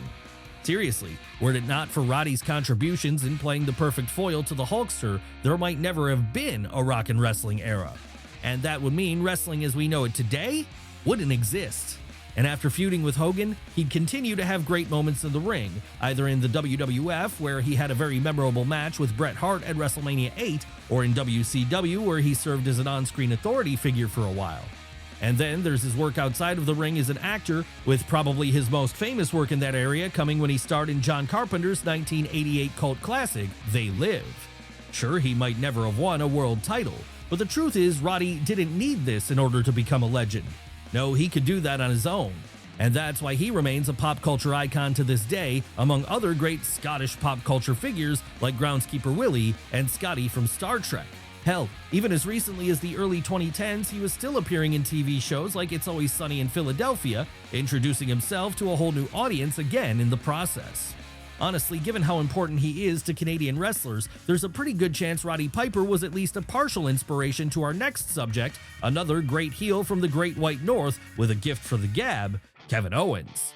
That's right, over the last decade or so, Kevin Owens has been showing us all his brilliance, as whether he's been working on Raw, SmackDown, or NXT, in the mid-card, the main event, or the tag team division, he's regularly been a standout performer. Of course, he's been great since long before this though, because as far back as his early days working on the indie scene in his native Canada, he was proving to be a rare talent. As you can imagine then, this had pretty much made him the pride of Quebec, and it has seen him succeed everywhere he's wrestled outside of WWE too, whether that be Combat Zone Wrestling where he became a one-time Iron Man champion, Pro Wrestling Guerrilla where he became a 3-time world champion, or Ring of Honor where he became a one-time world champion and one-time tag team champion. Honestly, it's hard to think of a place the man then known as Kevin Steen couldn't excel in, as even if you take his great in-ring work out of the equation, he'd still have a great role as a mouthpiece. And that's because, as one of the best talkers in the game today, there are few, if any, who can match him when he's on top of his game. And of all the Canadian wrestlers to do it, he may even be on many fans' Mount Rushmore. And that's why it's so well deserved that since joining WWE, he's become a one-time NXT champion and a one-time Universal champion, as well as a 2-time WrestleMania main eventer. Hell, his first WrestleMania main event saw him get to wrestle a hero of his in Stone Cold Steve Austin in what marked the Rattlesnakes' first match in almost 20 years. And the second one? Well, that got to see him team up with his real-life best friend to win the undisputed tag team titles from the Usos. So it's certainly been a hell of a run he's had in the WWE. But what of that best friend? Isn't he Canadian too? Why, yes he is. And he's our next subject. Who are we talking about here? Why, Sami Zayn, of course. Now, if you were looking for someone in wrestling today who plays the role of lovable underdog better than anyone else, basically the role of modern-day Mick Foley, then Sami Zayn would undoubtedly be that guy. That said, it's not just his nice guy credentials which have made him so beloved by audiences. No, there's also the fact that the Quebec native is also a fantastic performer. And this has been true since as far back as his early days in places like Chikara, Ring of Honor, and PWG, with it being in the latter that he became a 2-time world champion. Of course, like with his best friend Kevin Owens though, it's Sami's time in WWE most will be familiar with him for today.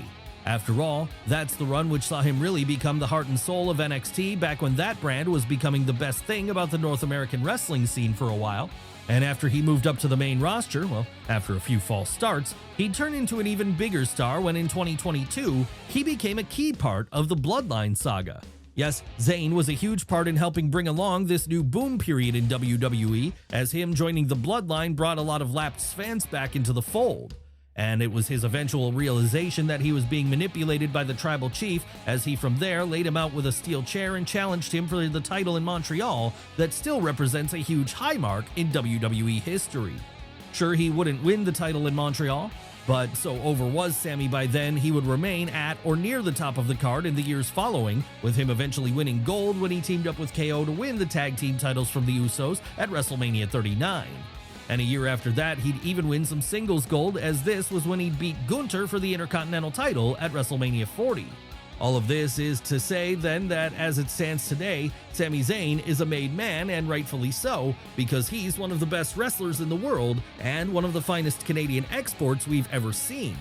But then everyone we've looked at today can count themselves amongst Canada's greatest wrestling exports. In wrestling, they say you should never say never, and that statement applies to all aspects of the industry. Perhaps more than anything, though, it applies to a performer leaving a promotion behind and everyone assuming they'll never be seen there again. No, too often we've seen it be the case that someone will return in a shocking manner somewhere down the line. But what are the biggest examples of this in wrestling history?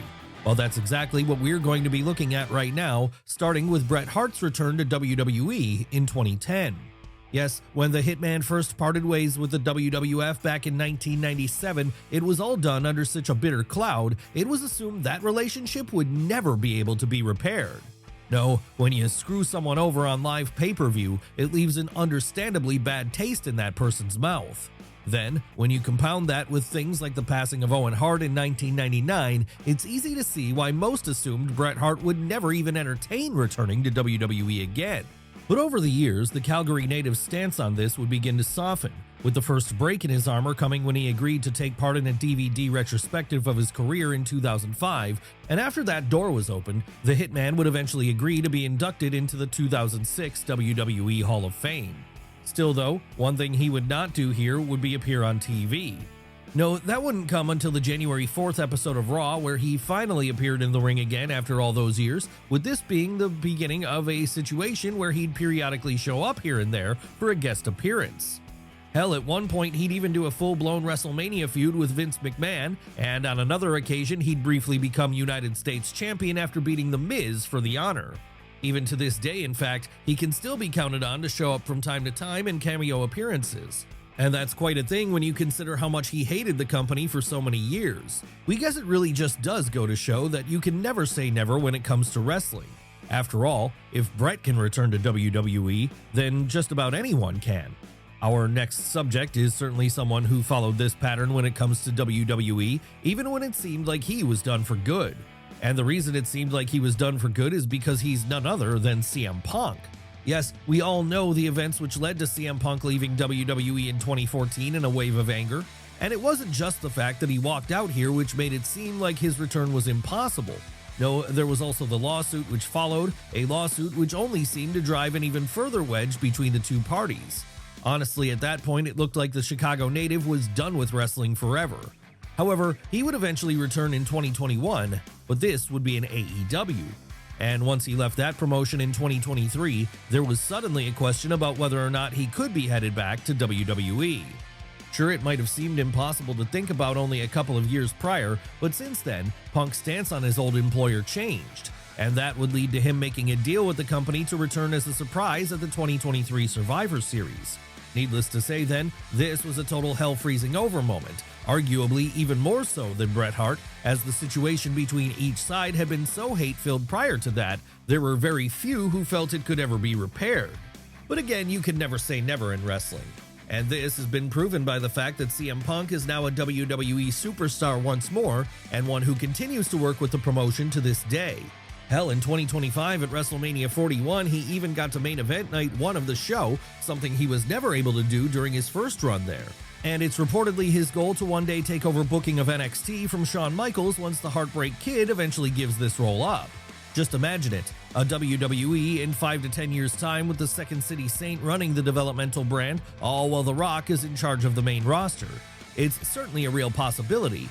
But let's move away from what was a shock return of the modern era for now, though, and back to one which happened during a different period of time, the Attitude Era to be more precise. The time when the Big Boss Man made a WWF comeback that few fans saw coming.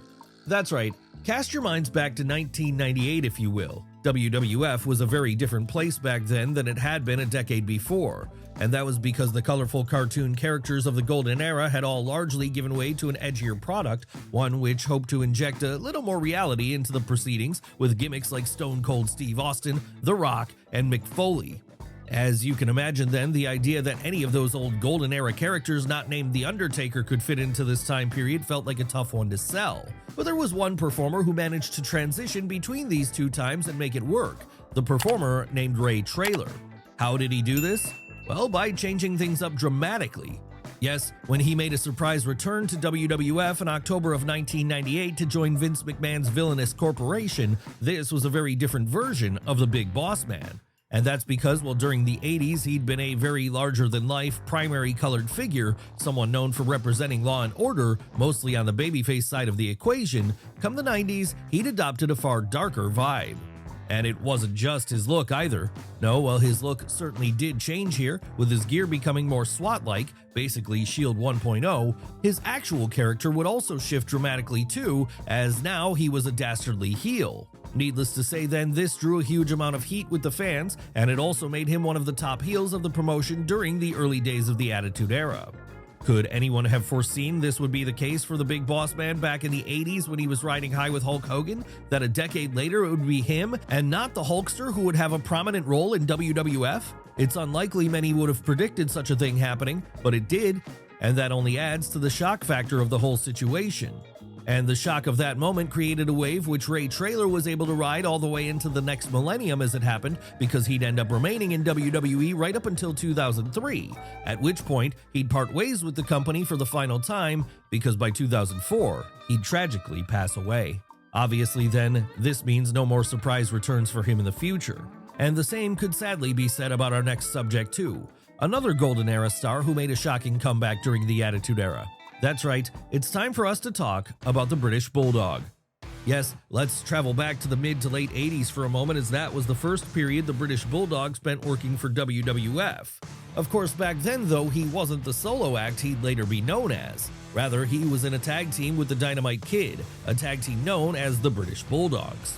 As time went on, however, and the relationship between this duo fractured, Davey Boy Smith would find himself leaving WWF behind for a couple of years, only for him to then return again in 1990, this time as a singles star. And that was where the British Bulldog most people think of today first truly became a thing, as it was here he famously main evented Wembley Stadium in 1992, with him beating his brother-in-law Bret Hart to become Intercontinental Champion at that show. After this, he'd have an up-and-down relationship with the company, with that all leading to him seemingly parting ways with Vince McMahon once and for all in 1997 following the events of the Montreal Screwjob. But while this may have seemed like the end of the relationship between the two sides forever, as back then Davey Boy was very much on the side of Bret Hart, in the end, he would return to WWF just 2 years later. That's right, it was in September of 1999 that, to the shock of many, the Englishman stepped foot in a WWF-owned ring once more. Of course, this wouldn't be the old version of the British Bulldog though. No, now rather than being the tassel-laden babyface, this new Attitude Era version of Davey Boy Smith would be a lot more stripped down, with him playing the role of grizzled heel who came to the ring in a simple getup of jeans and combat boots. Would he thrive here? Well, there would be a brief period where the Bulldog got to work in the main event scene with the likes of The Rock and Triple H, but given his back was pretty much wrecked following an injury he picked up while in World Championship Wrestling, there were pretty severe limitations on what he was capable of anymore. So as you can expect then, this wasn't a lengthy return to WWF. No, come 2000 it would already be over. But the fact he went back at all following the craziness that was Survivor Series 1997 just shows how unpredictable of a place wrestling can be, and how much you always have to be open to the idea that a return can happen, even when it seems like it's impossible. And it's not just WWE where these shock returns have happened over the years. No, they've also happened in other companies too. Hell, one of the more notable ones happened in WCW back in 1995 when Lex Luger showed up on the debut episode of Nitro. Now, this was certainly a big deal at the time, not just because it represented the first shot across the bow in the Monday Night Wars, but also because, while Lex Luger had certainly been a big star for both Jim Crockett Promotions and World Championship Wrestling during the late 80s and early 90s, Eric Bischoff was not necessarily a big fan of his. No, to Eazy-E, Lex was not the kind of performer he was jumping to put in his main event scene. Not that this was an issue for a while, of course, because between 1993 and 1995, the Buffalo native was working for WWF, where there had at one point been a major push to have him be the next face of the company. Sure, that push hadn't exactly worked out the way everyone had hoped it would, but even if he was sinking down into more of a mid-card role by the time 1995 came around, everyone expected Luger to remain in WWF anyway. But then something happened. On the first episode of Nitro on September 4th that year, Lex walked out to the ring right in the middle of the show, much to the surprise of everyone in attendance. But they weren't the only ones who were surprised by this. No, everyone in the WWF was surprised too, because as far as they knew, the co-winner of the 1994 Royal Rumble was still under contract with them. So what happened here? Well, in what can only be described as an administrative error, then head of talent relations Jim Ross had allowed Luger's contract to expire without signing him to a new one, and this legally meant he was able to jump ship whenever he pleased and create a heck of a shocking moment in the process. Yes, of all of the surprises that the Monday Night Wars gave us, it's important to remember the moment which set the template for it all, the moment Lex Luger returned to WCW. And it would lead to Lex having quite a good run in Atlanta over the years which followed. So good, in fact, it would be him who got the honor of being the one to briefly dethrone Hollywood Hogan when he beat him to become WCW World Champion on the August 4th, 1997 episode of Nitro. Sure, he would drop the belt back to Terry Bollea mere days later, but it still represented a high watermark for the total package, a high watermark which would never have been possible had he not gate crashed Nitro a couple of years prior to this, and in the process, shocked the world. But let's move back over to WWE for now, more specifically to the modern day, as it's there we find our next entry, the time when, in 2020, Edge made his seemingly impossible return to the ring. That's right. Even post Daniel Bryan making a miraculous comeback in 2018, the idea that Adam Copeland could ever go back to being an active wrestler as the new decade dawned seemed like a pipe dream at best. After all, this was a man who was forced to retire so quickly back in 2011, he wasn't even allowed to wrestle a final match in order to drop the World Heavyweight title he was then in possession of. But this is understandable when you take into consideration the fact that he'd just been diagnosed with a pretty bad case of spinal stenosis, a condition which meant that just one wrong bump in the ring could potentially lead to him being paralyzed. So how was it that 9 years later Edge was able to get cleared once more? Well, it all started when he fell off a mountain bike while out cycling one day during the late 2010s. After landing on his back that day, he realized he didn't feel all that bad. And this led to him going to a specialist to see if maybe his spine wasn't in better shape than he thought. Obviously, this specialist agreed then, because in August of 2019, he'd be cleared to get physical, at least to the point of being able to deliver a spear to Elias during a segment with him at SummerSlam. Still though, the idea that the Rated R superstar could ever have another match felt like a stretch, and that's why it truly was a shocker then when, at the 2020 Royal Rumble, Edge came out at number 21 as a surprise entrant, much to the joy of the crowd in attendance, as this represented him having his first match in almost a decade. What would happen after that? Well, the Canadian would keep going at full speed, with him working with WWE all the way up until 2023, at which point he decided to jump ship and finish out his in-ring career in AEW instead, the place where he's since become a two-time TNT champion. That said, none of this would have been possible had he not made that initial comeback in 2020. Hell, looking back on it now, it was a moment which was absolutely overflowing with emotion, not just for fans, but also for Adam Copeland too. But he's not the only wrestler who everyone assumed it was over for after they hung up their boots, only for them to make a late career return down the line. No, the exact same thing could be said of our next subject, Shawn Michaels, when he returned for one more match in 2018. That's right, this is one which has gone down more in infamy than anything else, and the reason for that is because it wasn't the most well-received return to ever happen. No, while Shawn Michaels' first run during the 90s saw him prove to be a performer so good he could stay in a prominent spot despite being a nightmare to work with, and while his second run saw him age like a fine wine and arguably be even better by the time he retired in 2010, there was a sense it was probably for the best that he called it a day there. After all, how could he ever top those two Undertaker matches he had at back-to-back WrestleManias? And this was a question HBK was evidently all too aware of, as no matter how big the offer was in the years which followed, he'd always turned it down. That was until 2018 when he was offered an obscene amount of cash to make a one-time return to the ring at that November's Crown Jewel. Yes, against all odds, and to the shock of almost everyone, in the lead up to the event, it was announced that the Heartbreak Kid would indeed be making his in-ring comeback as he teamed with Triple H to take on The Undertaker and Kane. A true turn-up for the books if there ever was one. The only problem with this whole situation was that by the time it was over, most fans wanted to forget it had ever happened, as the match which followed would be a complete disaster. So for that reason, this is a return which, while no doubt shocking in the moment, has been sort of memory wiped in the years since, as fans prefer to think of the end of Shawn Michaels' career as happening at WrestleMania 26 instead. But whether this is the general sentiment or not, the Crown Jewel match most certainly happened, and it certainly merits a spot in today's video, as it really felt like something none of us were ever going to see for the longest time. Hell, even when HBK had the opportunity to come out of retirement to lock horns with people like Daniel Bryan or AJ Styles, he'd always refused, as to him, that part of his life was over. But never let it be said that minds can't be changed when enough money is involved, as for at least one night in November of 2018, we got the Heartbreak Kid back in the ring, even if it wasn't the version we all necessarily wanted. Does this mean Shawn is likely done for good now? Well, while you can never say never, we expect he really is finished as a wrestler now. Yes, today he seems more than happy to help mold the next generation as the guy in charge of NXT. So with that in mind, let's move away from him for now and over to our next subject instead, someone else who made a surprise return to WWE, albeit on a smaller scale, in 2008. Who are we talking about here? Why, D'Lo Brown, of course.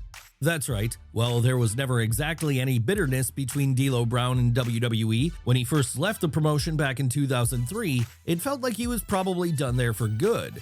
After all, while he had been a popular act during the Attitude Era, someone who was over enough to at one point briefly unify the Intercontinental and European titles, it really did feel like he'd hit his ceiling as a mid-carder after a certain point.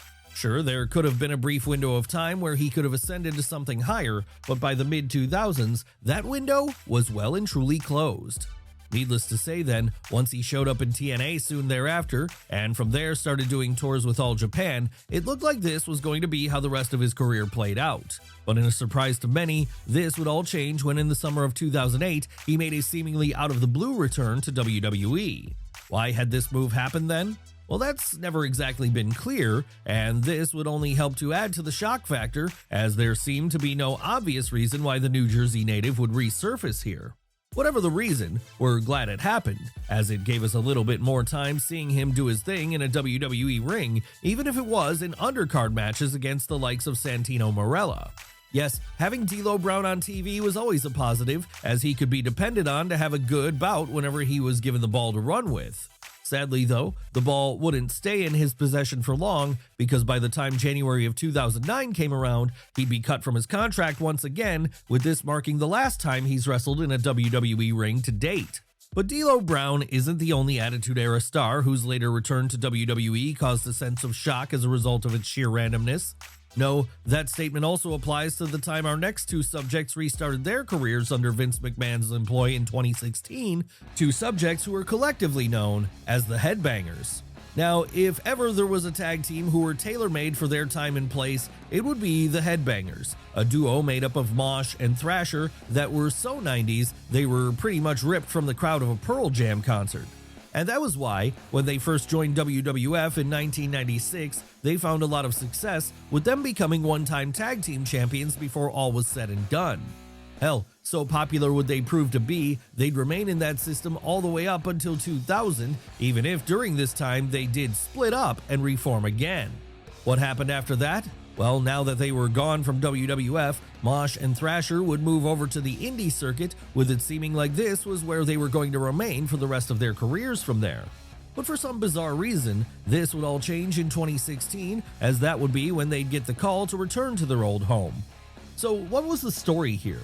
Well, there was a logic to this move, and that logic was WWE were in need of tag teams to fill out a tournament. That's right, with this being the point the second brand split had just been instituted, SmackDown had to crown their own champs, and so a knockout tournament was announced.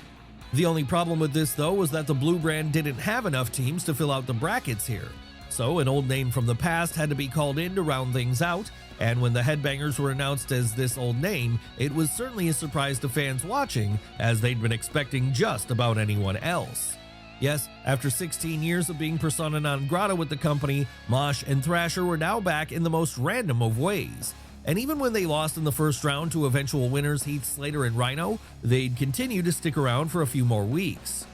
But once that happened, they'd be gone once more, just as quickly as they'd arrived. And so like that came to an end the bizarre 2016 return of the Headbangers, a return which many have forgotten even happened now on account of how short and out of the blue it was. That said, it wasn't as shocking as our next entry, the time when, way back during the New Generation era, a star from a prior time came back, despite pretty much having been blackballed multiple times already. Who are we talking about this time? Who else but the Ultimate Warrior? Yes, when he first joined WWF in 1987, it took him almost no time at all to rise to the top. And that would lead to a situation where, at WrestleMania 6 in 1990, he'd be pinning Hulk Hogan to become both WWF Champion and Intercontinental Champion simultaneously. Sure, he might have ended up getting fired just over a year later when he demanded a higher contract from the company, but he'd still be a big enough star that he'd be brought back again at the close of WrestleMania 8. Even then though, this second run with Vince McMahon would come to an end less than a year after that, when the Warrior got busted for using substances banned by the company, a particularly big no-no back in 1992, given the steroid trial was about to blow up. So with him now having been cut for the second time in as many years, it felt like there was no way a third return was ever going to be possible. But if the likes of Bret Hart and CM Punk have taught us anything, it's that hell can always freeze over in wrestling. And hell would freeze over for just long enough in 1996 that the Ultimate Warrior would be able to go back to WWF yet again. So why was he brought back this time? Well, with the New World Order briefly turning WCW into the #1 wrestling company in the world over on the other channel, Vince McMahon was desperate for anything he could find to get some momentum going again. And that was exactly why he'd bite the bullet and rehire Warrior here, even if the relationship between the pair remained frosty. What happened once the Warrior was back in the fold? Well, it didn't go too well. But for that brief time he was there, it was certainly a shock moment to audiences. Yes, after coming out of retirement in order to squash Hunter Hearst Helmsley at WrestleMania 12, Warrior would hang around for a few more months. Unfortunately, though, this relationship would come to an end all over again by the time the summer arrived after the former WWF champion no-showed a number of dates, and that would represent his last return to WWF as an in-ring competitor. So it was certainly a short comeback, but no less of a shocking one for it being so short. That said, every example we've looked at today is a prime example of a shock return, and just further proof that anything can happen in the world of wrestling. For such a relatively small island, there have been a huge number of great wrestlers to come from Samoa over the years. Sure, not all of them were born there, but with their heritage very much being Samoan, they still qualify as islanders. But just who are the greatest Samoans in wrestling history? Well, that's exactly what we're going to be looking at right now, starting with the biggest star of them all, The Rock. Yes, arguably the biggest name to ever come out of the wrestling industry, Samoan or otherwise, The Rock has pretty much been the poster boy for the famed Anoa'i family for years now. And that's led to him becoming a superstar not just in the ring, but outside of it too. Of course, for fans of this channel though, it'll be his in-ring exploits they'll be most concerned with. And these exploits begin during the mid-90s, back when the then rookie was going by the name of Rocky Maivia. Sure, this run wasn't exactly a great one for him to get started on, but by the time late 1997 came around, things would start to change as Maivia morphed into The Rock, a cocky heel who had all the charisma in the world at his disposal. And with this new character to play with, it wouldn't be long before he was turned babyface and rocketed up to the position of face of the company, with him at this point being the only man who could challenge the mighty Stone Cold Steve Austin for the spot of ace of Attitude Era WWF. But while both Austin and The Rock were pretty much equals in the ring, outside of the ring, Dwayne Johnson would go on to become a much bigger star. And that was because after getting into movies during the early 2000s, he'd eventually find his groove as the #1 action hero of his day in franchises like The Fast and the Furious and Jumanji. Then, when he wasn't doing that, he'd also be a hit in family and comedy films such as Moana and Central Intelligence. Obviously then, with all this success in Hollywood making him an even bigger household name, it was only going to be a matter of time before the People's Champion decided to take things back to his first love of the squared circle. And that's exactly what happened when, following a 3-year arc with John Cena during the early 2010s, which saw him return to the ring for a couple of matches, Dwayne would return to WWE again in the early 2020s to introduce us all to his new gimmick, the megalomaniacal final boss, shoot member of the board of TKO, WWE's parent company. That's right, now as the actual boss in many ways, with him outranking even high-level officials like Triple H and Nick Khan, The Rock can pretty much call his own shots in WWE and do whatever he wants, whenever he wants. And this has led to him giving a helping hand to his family by teaming with his cousin at WrestleMania 40. Who is his cousin? Well, he's our next subject as it happens, Roman Reigns. Yes, it hasn't always been an easy road for Roman Reigns to get where he was going. After all, those first 7 or 8 years where he was being pushed as the next top guy in WWE didn't exactly go well, what with fans rejecting him and all. Or at least they were rejecting what he represented because, with Roman always being a talented wrestler, it was clear after a while that audiences just didn't want to be told who their new hero was by Vince McMahon. They wanted to pick this person for themselves. But even if Reigns would struggle a lot during the 2010s, he would continue to be placed in a high-profile position. And in the end, he was able to turn things around with his Tribal Chief character. That's right, this was the most dominating wrestler we had seen since the peak years of John Cena. Someone so successful they were able to hold on to the undisputed WWE Universal title for a full 1,316 days. That said, it's not just the lengthy title reign which has led to the head of the table being so successful. No, there's also the fact his story with the Bloodline has proven to be the biggest story in years, probably the biggest since Austin vs. McMahon during the late 90s. So big has it been, in fact, at times it's felt like it's encompassed the entire roster as people like Drew McIntyre, Kevin Owens, and Cody Rhodes, just to name a few, got drawn into its orbit. Of course, whoever is drawn in though, the person at the center has always been and always will be Roman Reigns, as he is the Tribal Chief after all. But then Roman isn't the only notable Samoan to be a member of the bloodline. No, some of his most prominent family members have also played key roles in that group. And of the other people who have played such roles, arguably none are more important than the Usos. That's right, it's a 2-for-1 entry, because while in recent years Jey Uso has been able to branch out and find success as a solo act, his legacy is still very much tied to that of his twin brother Jimmy's. But then how could things be any different when, for most of their careers, they've been joined at the hip as a tag team? And this has allowed them to find much success over the years, with them currently having 8 tag team title reigns to their name. And even when they haven't been holding the belts, they've regularly been able to steal the show against opponents like the New Day. Then of course there's been the role they've played in the whole Bloodline saga ever since 2020. Really, it was them who got the whole thing going in many ways, as they were the first ones Roman Reigns tried to get under his thumb. And it was Jay's eventual breakaway from the group which led to him becoming a big-time singles star over on Raw, and the man who would go on to win the 2025 Men's Royal Rumble match. Where will that take him next? Well, possibly the World Heavyweight Champion, as that's the belt he's currently set to challenge Gunther for at WrestleMania 41.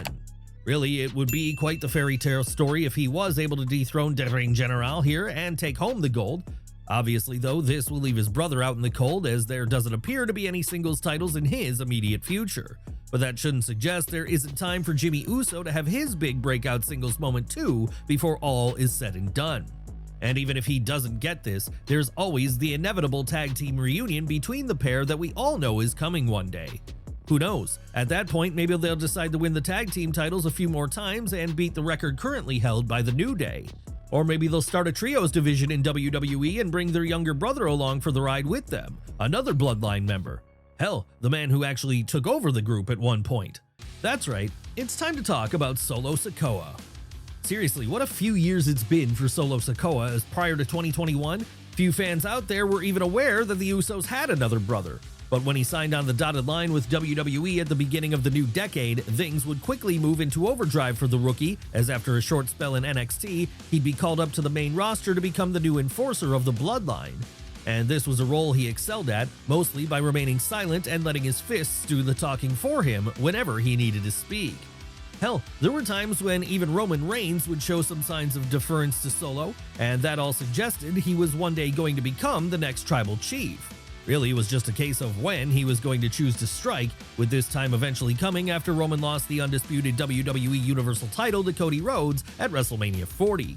Yes, after Reigns took a sabbatical following his big loss, it would be left to Sikoa to pick up the pieces, much in the same way as Triple H did with D-Generation X once Shawn Michaels lost the gold at WrestleMania 14. But while Triple H's version of DX would arguably be even more successful than the original, the same could not be said about the Bloodline 2.0, as it's always struggled to find its footing, mostly because Roman Reigns was no longer there to helm the ship. And this would lead to Solo struggling to maintain the aura he'd built up previous to that after a while. Still though, even if his run as the new tribal chief wasn't the success some had hoped it would be, he remains a focused upon figure in WWE to this day. And given how young he is, he's going to get plenty of more opportunities to get things back on track as he becomes the true main eventer he's destined to be. That's right, it's still entirely possible that by the time something like WrestleMania 45 comes around, Solo Sikoa will be in that top spot in the main event scene, either as a heel or a babyface. And if this happens, we wouldn't be entirely surprised to see a current underling of his standing on the opposite side of the ring from him. Who would this person be? Well, it would be the only key member of the Bloodline we've yet to talk about, and the next generation of great Samoan wrestlers, Jacob Fatu. That's right, in a short space of time, Fatu has already proven himself to be an absolute phenomenon. But then this shouldn't be a surprising thing to learn to anyone who was a fan of his run on the Indies, as back then he was already a figure of great interest, someone on the tip of many fans' tongues as a guy who had a big future ahead of him. After all, there's a reason he succeeded in Major League Wrestling so much between 2019 and 2024, and there's a reason he'd be given both their world title and national openweight title during his run there. And that reason is because the Samoan Werewolf truly is a superstar in every sense of the word. And he's been even better since joining the WWE. Yes, ever since his introduction, the Samoan Werewolf has in many ways overshadowed everyone around him. But then this is to be expected when we're talking about someone with the level of talent that he has. Honestly, the only question left to be asked about Jacob Fatu at this point is how high he's going to go. Barring any catastrophic injuries, there really is no reason he shouldn't be a world champion before the decade is out. In fact, there's no good reason he shouldn't one day be the one to take the mantle of Tribal Chief from Roman Reigns, as he from there becomes the premier Samoan wrestler in the world. Or who knows, maybe Solo Sikoa will make a comeback and take that title for himself as was originally intended. This will certainly be the case if his father has anything to say about it. Who is that father? Well, he's our next subject as it happens. The one, the only, Rikishi. That's right, as the father to not only Solo Sikoa, but also Jimmy and Jey Uso, Rikishi has certainly had a major impact on the current landscape of WWE television. But it's not this most will remember him for when all is said and done. Rather, what they'll remember him for is the run he had during the Attitude Era. After all, it was there that as WWE's premier dancing Samoan, he managed to turn himself into a huge babyface star alongside his two cool stablemates, Scotty 2 Hotty and Grandmaster Sexay. Sure, much of his momentum might have been lost when WWE made the decision to turn him heel after trying to run over Steve Austin in a car, something he claimed he did for The Rock, but that doesn't take away from how big a part he was of that boom period prior to this. And that doesn't take away from the fact that even before he was a part of Too Cool, he was already a longtime member of Vince McMahon's roster, primarily as one half of the early 90s tag team, the Head Shrinkers, and during his brief run as mid-90s heel, the Sultan. And on top of this, he's a one-time Intercontinental Champion and three-time Tag Team Champion, as well as the fact that he was inducted into the WWE Hall of Fame in 2015. Really then, it's hard not to consider the big man as one of the greats, as even in a family filled with as many stars as the Anoa'i clan, he still manages to stand out above most of the pack. Of course, the one thing we've still yet to see him do is make a modern-day return to the ring, possibly alongside one or more of his sons. But there is still plenty of time for that to happen, particularly as the Bloodline story looks set to keep going. And if he ever does inject himself into that angle as an elder statesman of sorts, we're sure fans will only be too happy to welcome him back into the fold, just as they've done in recent years with his cousin The Rock. One person who we won't ever see making a return to WWE for a role in the Bloodline, though, will be our next subject, and that's because he sadly passed away in 2000. Before this, however, he was one of the best to ever come out of the Isle of Samoa. Who are we talking about here? Why, Yokozuna, of course. Yes, while he was booked as a Japanese wrestler, the truth is that rather than hailing from the land of the rising sun, Rodney Anoa'i was a proud member of the Anoa'i family, and, as such, of Samoan heritage. That's right, we're talking about a guy who made an instant splash both literally and figuratively after debuting in the WWF in late 1992, as after only a few months on the roster, he'd be winning the 1993 Royal Rumble. And with this being the first year the Royal Rumble winner got to go to main event WrestleMania to challenge for the world title, it meant Yoko would be standing across the ring from Bret Hitman Hart at WrestleMania 9. Of course, those who thought this was going to be just another routine defense for the excellence of execution were very wrong in their assumptions here, because by the time it all was said and done, it would be Rodney who was standing tall as the new champion and the first heel to ever win in the main event of WrestleMania. Sure, he would lose the belt moments later to Hulk Hogan, but by the time King of the Ring came around, he'd be in possession of the gold again. And this would be the start of a 280-day run on top, something which was almost unheard of for a heel in WWF at the time. For this reason alone, then, Yokozuna has to be considered a legend.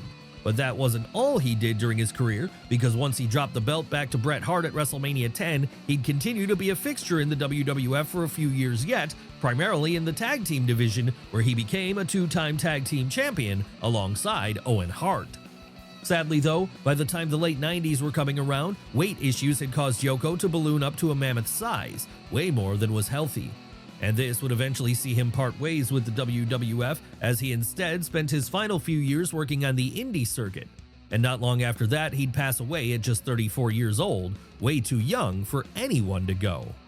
Still, even if he is gone now, he would get his WWE Hall of Fame induction in 2012, so his legacy remains intact. But let's move away from stars of WWE for a moment and on to a Samoan legend who spent much of his career in other promotions, the man known as Samoa Joe. Sure, he might not be a member of the famed Anoa'i family, and he may never have been involved in the bloodline in any way, but in Joe Sanoa we have what is one of the best of his generation, someone who's succeeded everywhere he's worked, usually by going all the way to the top of the card. And we mean this genuinely because as far back as his early days in places like Ring of Honor, he was great. Hell, it was his 645-day-long reign as ROH World Champion which helped to legitimize that company back during the early 2000s, and it was his bouts against the likes of CM Punk, Nigel McGuinness, and Kenta Kobayashi which gave us some of the greatest in-ring moments of the era. Of course, there's far more to Samoa Joe's career than just his time in Ring of Honor, though. No, there's also his lengthy run in TNA where, again, he helped to take that promotion to the next level during his series of matches with Kurt Angle in 2006 and 2007. And when he wasn't doing that, he was dominating their X division as a 5-time champion, all while even finding the time to become world champion on one occasion. Where would he go from there? WWE, of course, more specifically NXT, as in the black and gold brand he managed to rise all the way to the top of the card all over again as a 3-time world champion. And after his time was done in NXT, he would go on to have a great run on the main roster too. And then in 2022, he'd move promotions all over again when he'd join AEW. And it's been there that he's proven age is just a number because despite now being in his 40s, he was able to beat MJF at World's End 2023 to add yet another world title to his list of accomplishments. But let's move away from the present day for now and back to a past time again, a time when Vince McMahon Sr. was still running the WWF and the bloodline of the Anoa'i family was still yet to be fully established. That's where we'll find our next great pair of Samoan performers, a team aptly named the Wild Samoans. Yes, before Roman Reigns was dominating WWE TV, his father was making a name for himself there too. And that father was a man named Sika, someone who, alongside his brother Afa, made up the duo of the Wild Samoans. And they quickly rose up the ranks of the tag team division in the WWF to the point that they'd become 3-time tag team champions before all was said and done.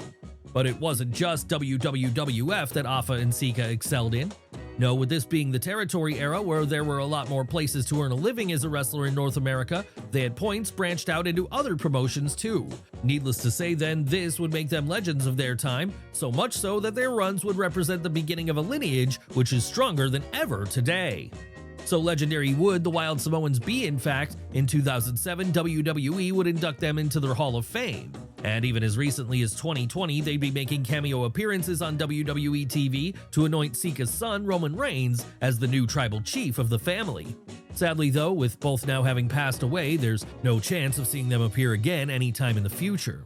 That said, at least their legacy is being kept alive by the head of the table. And that's not the only legacy Roman Reigns is keeping active today. No, he's also doing the same thing for his brother, himself a former WWE star who passed away all too young in 2017. Who are we talking about this time? Who else but Rosie? Yes, many fans will be aware that Rosie was the older brother of Roman Reigns. Unlike with Roman though, Rosie wouldn't be working for WWE during the 2010s and 2020s. Rather, his run would come before that during the early to mid 2000s. What was he doing back then? Well, initially he was playing the role of a member of 3 Minute Warning, the duo of heavies who were brought in during 2002 as Eric Bischoff's personal attack dogs. And that would lead to him and his partner Jamal finding a lot of success. Not that they'd win any titles or anything. No, this wouldn't come until a little bit later for the Anoa'i family member. But what he was able to do here was fully establish himself as a force to be reckoned with on the Raw roster.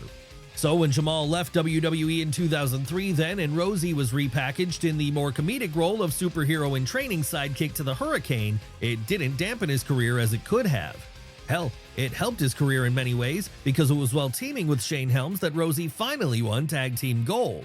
And now that he was a champion and still felt like a physical threat, no number of capes and cowls were going to turn him into a complete goofball. Where would his career go from there then?